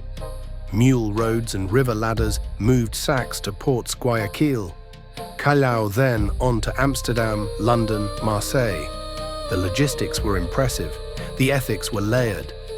Because every bale carried a history: who harvested, how hard they stripped, what slopes were thinned, what groves were left bleeding. In some catchments, the scale of removal became profound. Wild stands thinned to skeleton densities. Old groves gave way to younger thickets, or to cleared land for cattle and crops. The forest's genetic marrow, its diversity shrank. In the 19th century, conservation as a modern ethic was not the dominant response. The response was industrial substitution. Move the source, control the crop, protect the supply line for empire. Britain and the Netherlands funded botanical cunning rather than ecological restraint. Dutch plantations in Java turned cinchona into an export industry. British efforts in India and Ceylon tried to do the same. The global supply shifted from Andean wild stands to colonial rose. But plantation success carried an aftertaste that modern conservation biology recognizes immediately: genetic narrowing. Wild cinchona populations contained multiple species and local variants shaped by microhabitat. Plantations selected for yield. They multiplied a few lines, sometimes drawn from a small founder pool again and again. This is efficient for production and brittle for resilience. In the language of population genetics, it's a bottleneck. It's a founder effect. In the language of a forester, it's putting your future into a small handful of seedlings and hoping the world stays stable. The world does not stay stable. Monoculture multiplies vulnerability.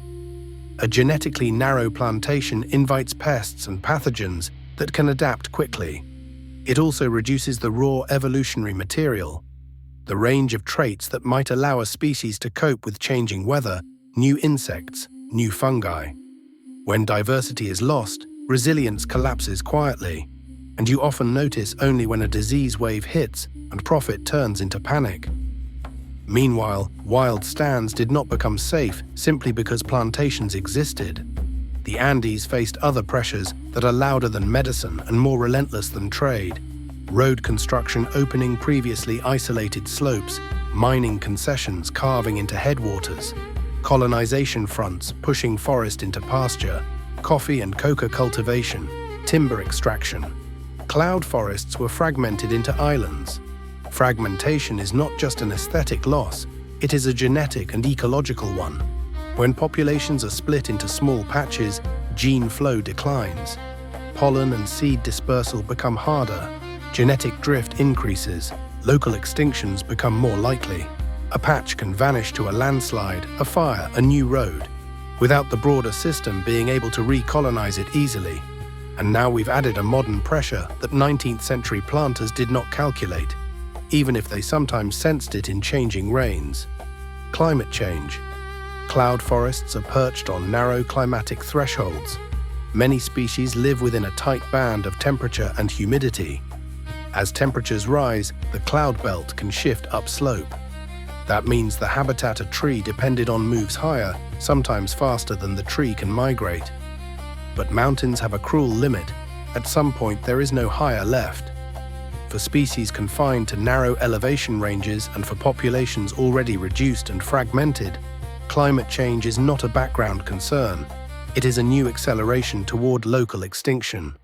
A forest can be alive and still be doomed if its climate envelope moves out from under it. So what does modern conservation do with a story like this? It does what it can in multiple registers at once: ex situ preservation, in situ protection, restoration, and, if it's serious rights-based partnership, with the people who actually live with these landscapes.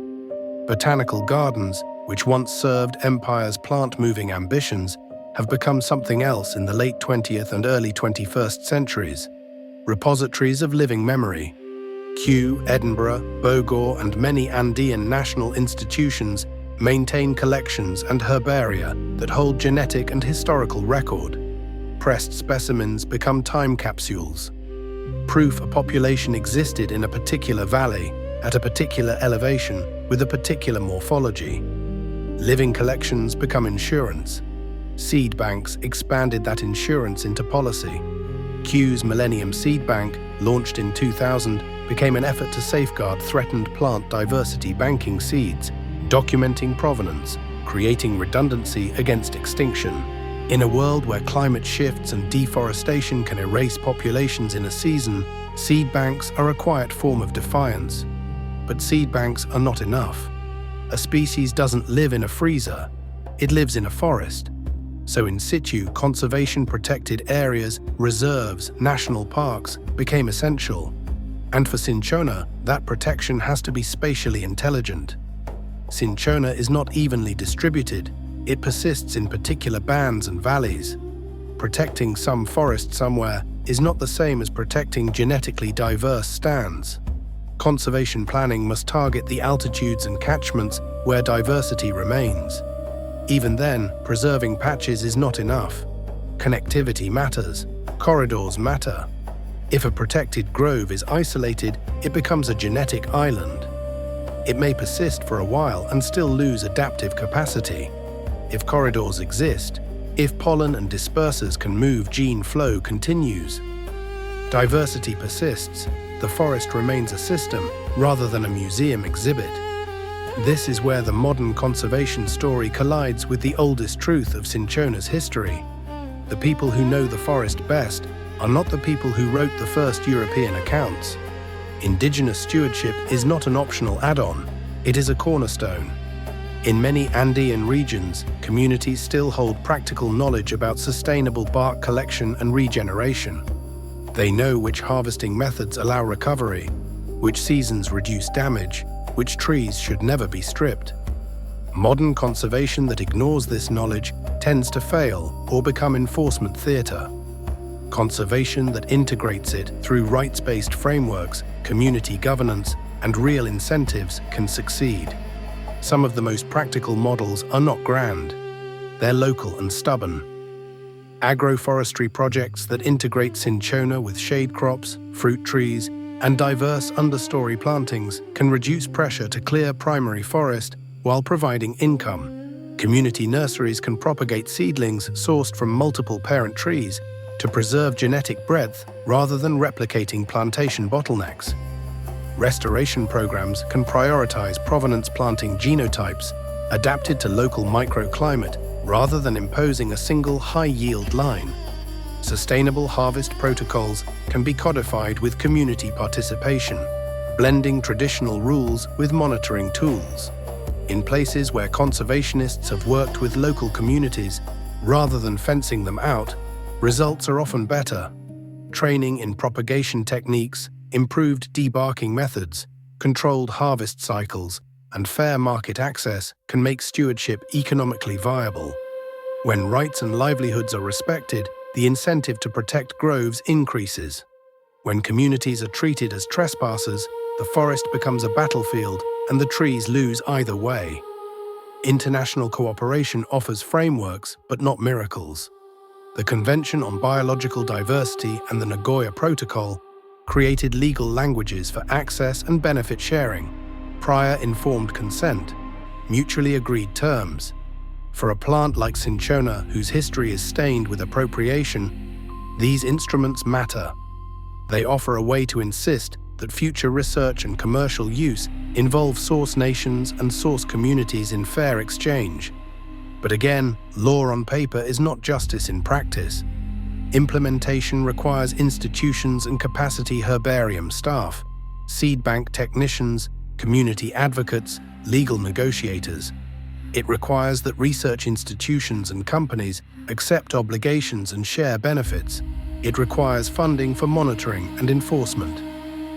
In Andean nations, where budgets can be tight and political attention can shift, these requirements are real barriers. Still, small victories exist. Remnant stands protected. Community nurseries producing diverse seedlings. Botanical gardens training local taxonomists and propagators. Seed banks building redundancy. Partnerships forming where provenance is documented and benefits are negotiated rather than assumed. And beneath all of it, the moral question persists: who owns the cure? Cinchona is a clean example of an old pattern repeated across empire. Biological resources identified and used in one place are commodified and monetized elsewhere, with scant recognition or return.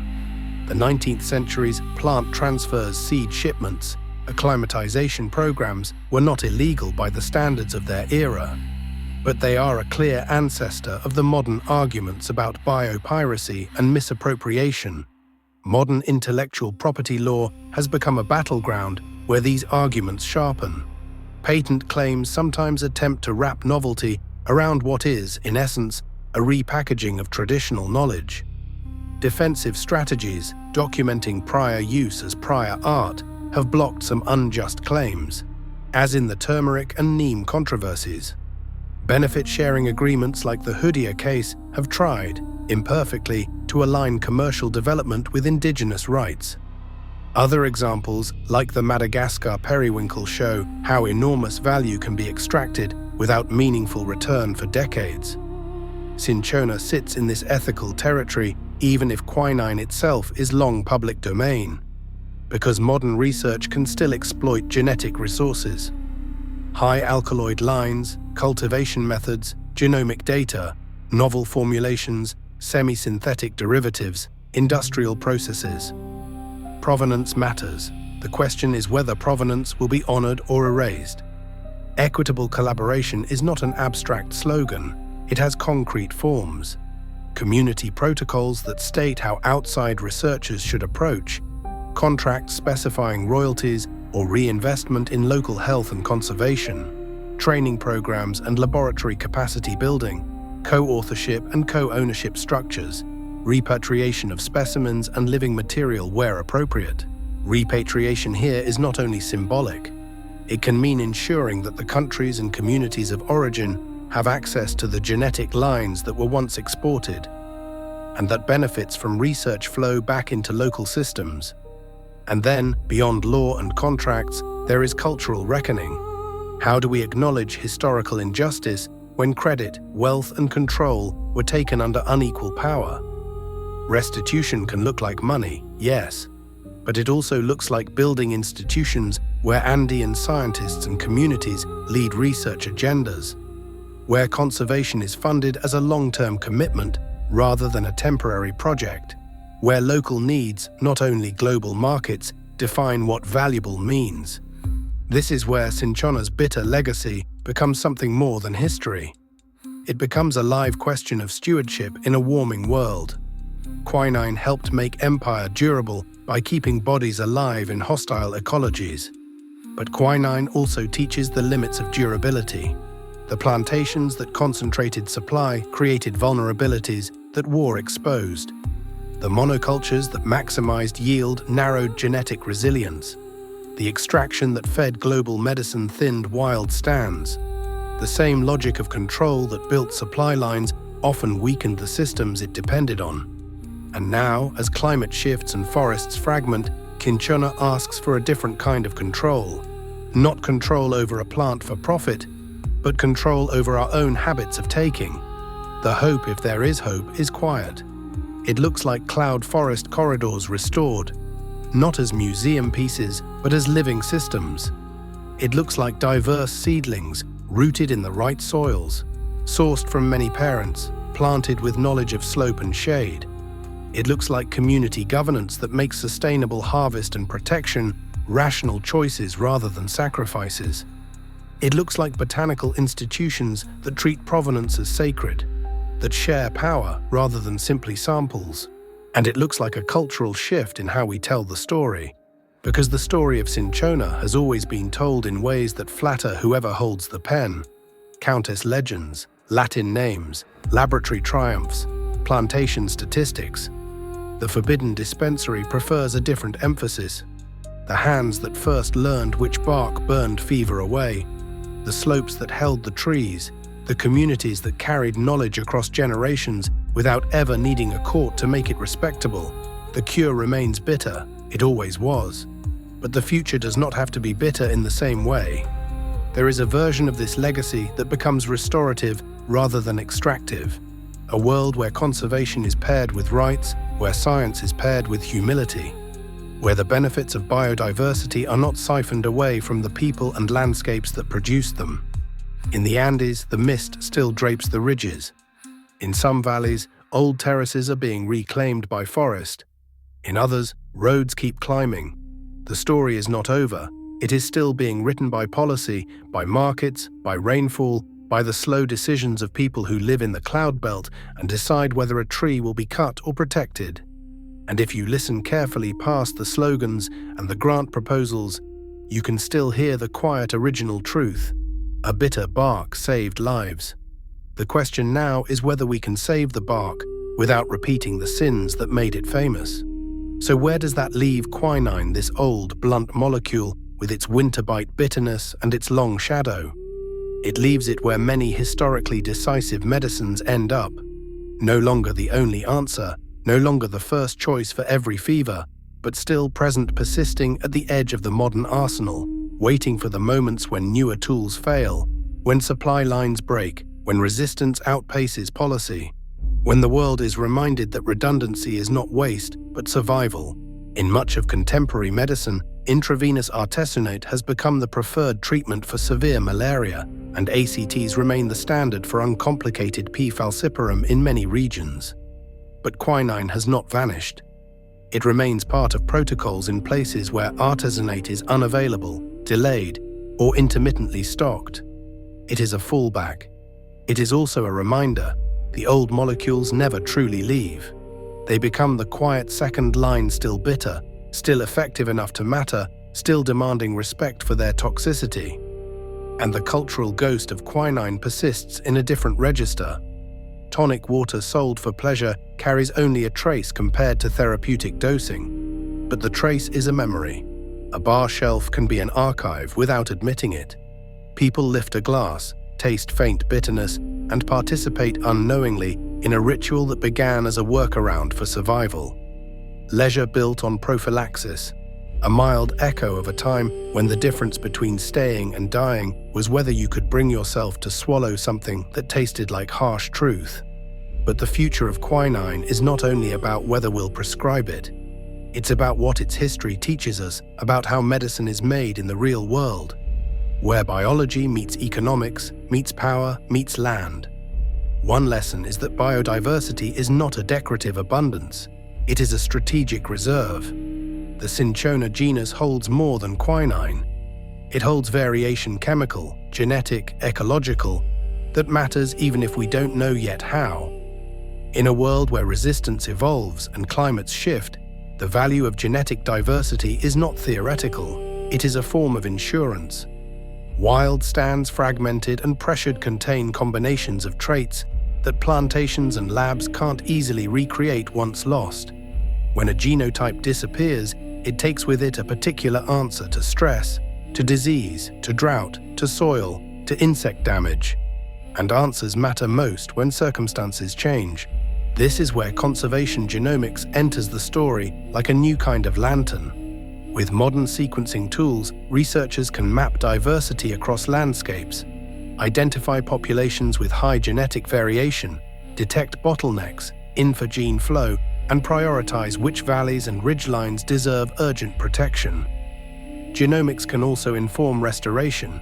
Rather than planting whatever seedlings are cheapest or most available, restoration can respect provenance and adaptation, sourcing from multiple parent trees and multiple populations to rebuild resilient systems. But genomics is not a savior, it is a tool, and tools do not decide ethics. If conservation genomics becomes another way to extract data from Andean forests without benefit sharing, it repeats the old story with cleaner language. If it becomes a partnership tool training local scientists, building local sequencing capacity, funding local institutions, integrating indigenous governance, it can help create a different outcome, not extraction, but stewardship. That word stewardship sounds gentle, but it is work. It is legal work, financial work, ecological work, and cultural work. It means protected areas that are not just lines on a map, but actually defended from illegal logging, mining, and land grabs. It means corridors that connect populations so gene flow continues. It means budgets for park rangers, community forest guards, monitoring programs, and conflict resolution mechanisms when conservation collides with livelihood needs. It also means moving away from conservation as exclusion. In too many places, protection has meant fencing communities out of landscapes they managed long before any ministry existed. That approach creates resentment, undermines local governance, and often fails in practice. A more durable model is rights-based. Recognize indigenous land tenure, support community-led forest management, and ensure that conservation provides tangible benefits. Income streams through agroforestry, sustainable harvesting agreements, ecotourism, where appropriate, payments for ecosystem services, and access to markets that reward sustainable practices rather than punishing them. For Cinchona, stewardship can be specific, not abstract. It can look like community nurseries producing seedlings from diverse parent stock. It can look like rotational harvest protocols, strip narrow, allow healing, return on multi-year cycles, paired with monitoring to ensure trees survive. It can look like agroforestry systems that mix cinchona with shade crops and fruit trees, creating livelihoods that reduce pressure to clear primary cloud forest. It can look like reforestation that respects altitude bands and microclimates, rather than planting one solution everywhere. It can look like local education programs where young people learn both traditional harvest rules and modern ecological concepts, not as competing truths, but as complementary languages for the same landscape. And it can look like benefit sharing that is not symbolic. The Nagoya Protocol is often discussed in legal terms, prior informed consent, mutually agreed terms, but its moral logic is straightforward. If you profit from a genetic resource or from knowledge associated with it, the people and places that maintain that resource should share in the benefit. Not because charity is fashionable, but because justice and sustainability are linked. When communities benefit, they have reason to protect. When they are excluded, extraction becomes rational self-defense. What would that look like in the Cinchona world?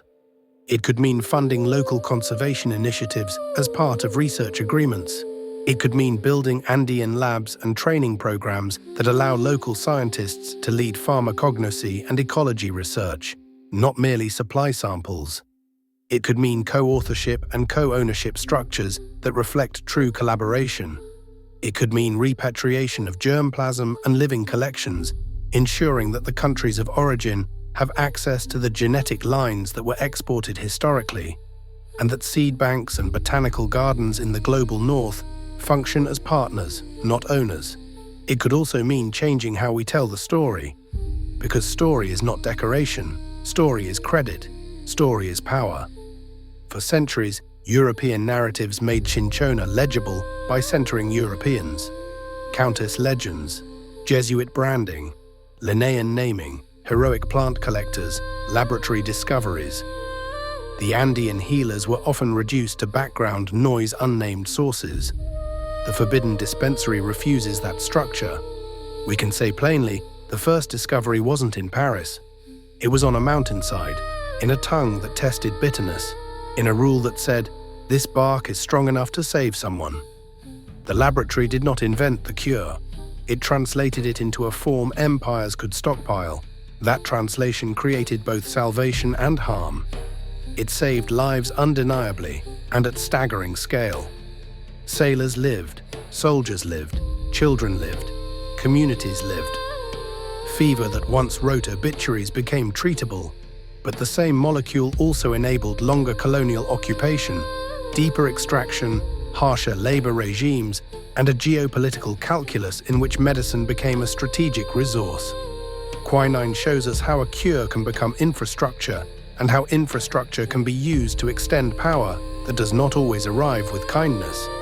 It also shows us how fragile control is. The plantations that delivered cheap quinine, centralized supply, and created vulnerabilities that war exposed. The synthetic replacements that seemed triumphant met resistance. Vector control measures rose and fell as politics and funding shifted. The parasite adapted, as it always has. Every era's confidence produced its own disappointment. If quinine's history offers a single durable lesson, it is that health is never only chemical. It is ecological and political and social. A drug works in a body, but it is delivered or withheld by systems. And systems can be reformed, neglected, captured, or broken. So the future chapters still being written won't be decided only by scientists in labs. They'll be decided by procurement officers who choose whether to buy quality-assured drugs, by regulators who chase counterfeit supply chains, by community health workers who convince families to complete full courses even when fever breaks, by donors who maintain funding when headlines fade, by forest communities who decide whether a grove will be protected or cleared, by governments who decide whether conservation is a luxury or a necessity, and by climate itself shifting the cloud belt upward, rewriting the map Cinchona depends on. When you zoom out far enough, you can see how strange the whole arc is. A tree in a misted belt of mountain forest produced a bitter chemistry that helped humans live in places they had previously found lethal. That chemistry became a commodity, then an industry, then a cultural ritual. It shaped wars, it shaped plantations, it shaped public health policy. It shaped the scientific habit of turning complex remedies into measurable molecules. And now the same tree still standing in some ravines, gone from others, has become an object of conservation concern. Protected not because empire needs it, but because the world finally recognizes that losing genetic diversity is a kind of self-harm. In the quiet after all the ledgers, all the campaigns, all the laboratory glassware, the bitter taste remains. It remains in tonic water. It remains in medical history. It remains in the ringing of ears remembered by people who took too much and lived anyway. It remains as a reminder that nature's remedies do not arrive packaged for our convenience, and that the price we pay for making them convenient is often paid somewhere else, by someone else, or by a forest. So we end where we began, with bitterness. Not bitterness as resentment, but bitterness as truth, plain and pungent, hard to disguise. The cinchona tree kept its secret in wet air and thin soil, and people who lived close to it learned to read that secret. The rest of the world took it, measured it, shipped it, profited from it, and built systems around it. Now the world has to learn a different skill, how to give something back. Because the next kind of empire, if we deserve any future at all, will not be built on conquest. It will be built on stewardship, rights honored, forests protected, medicines distributed fairly, and humility practiced with the same discipline we once used to move bark down a mountain. This is the forbidden dispensary. Stay with us. The bitterness has never really been the enemy. The enemy has always been forgetting where it came from.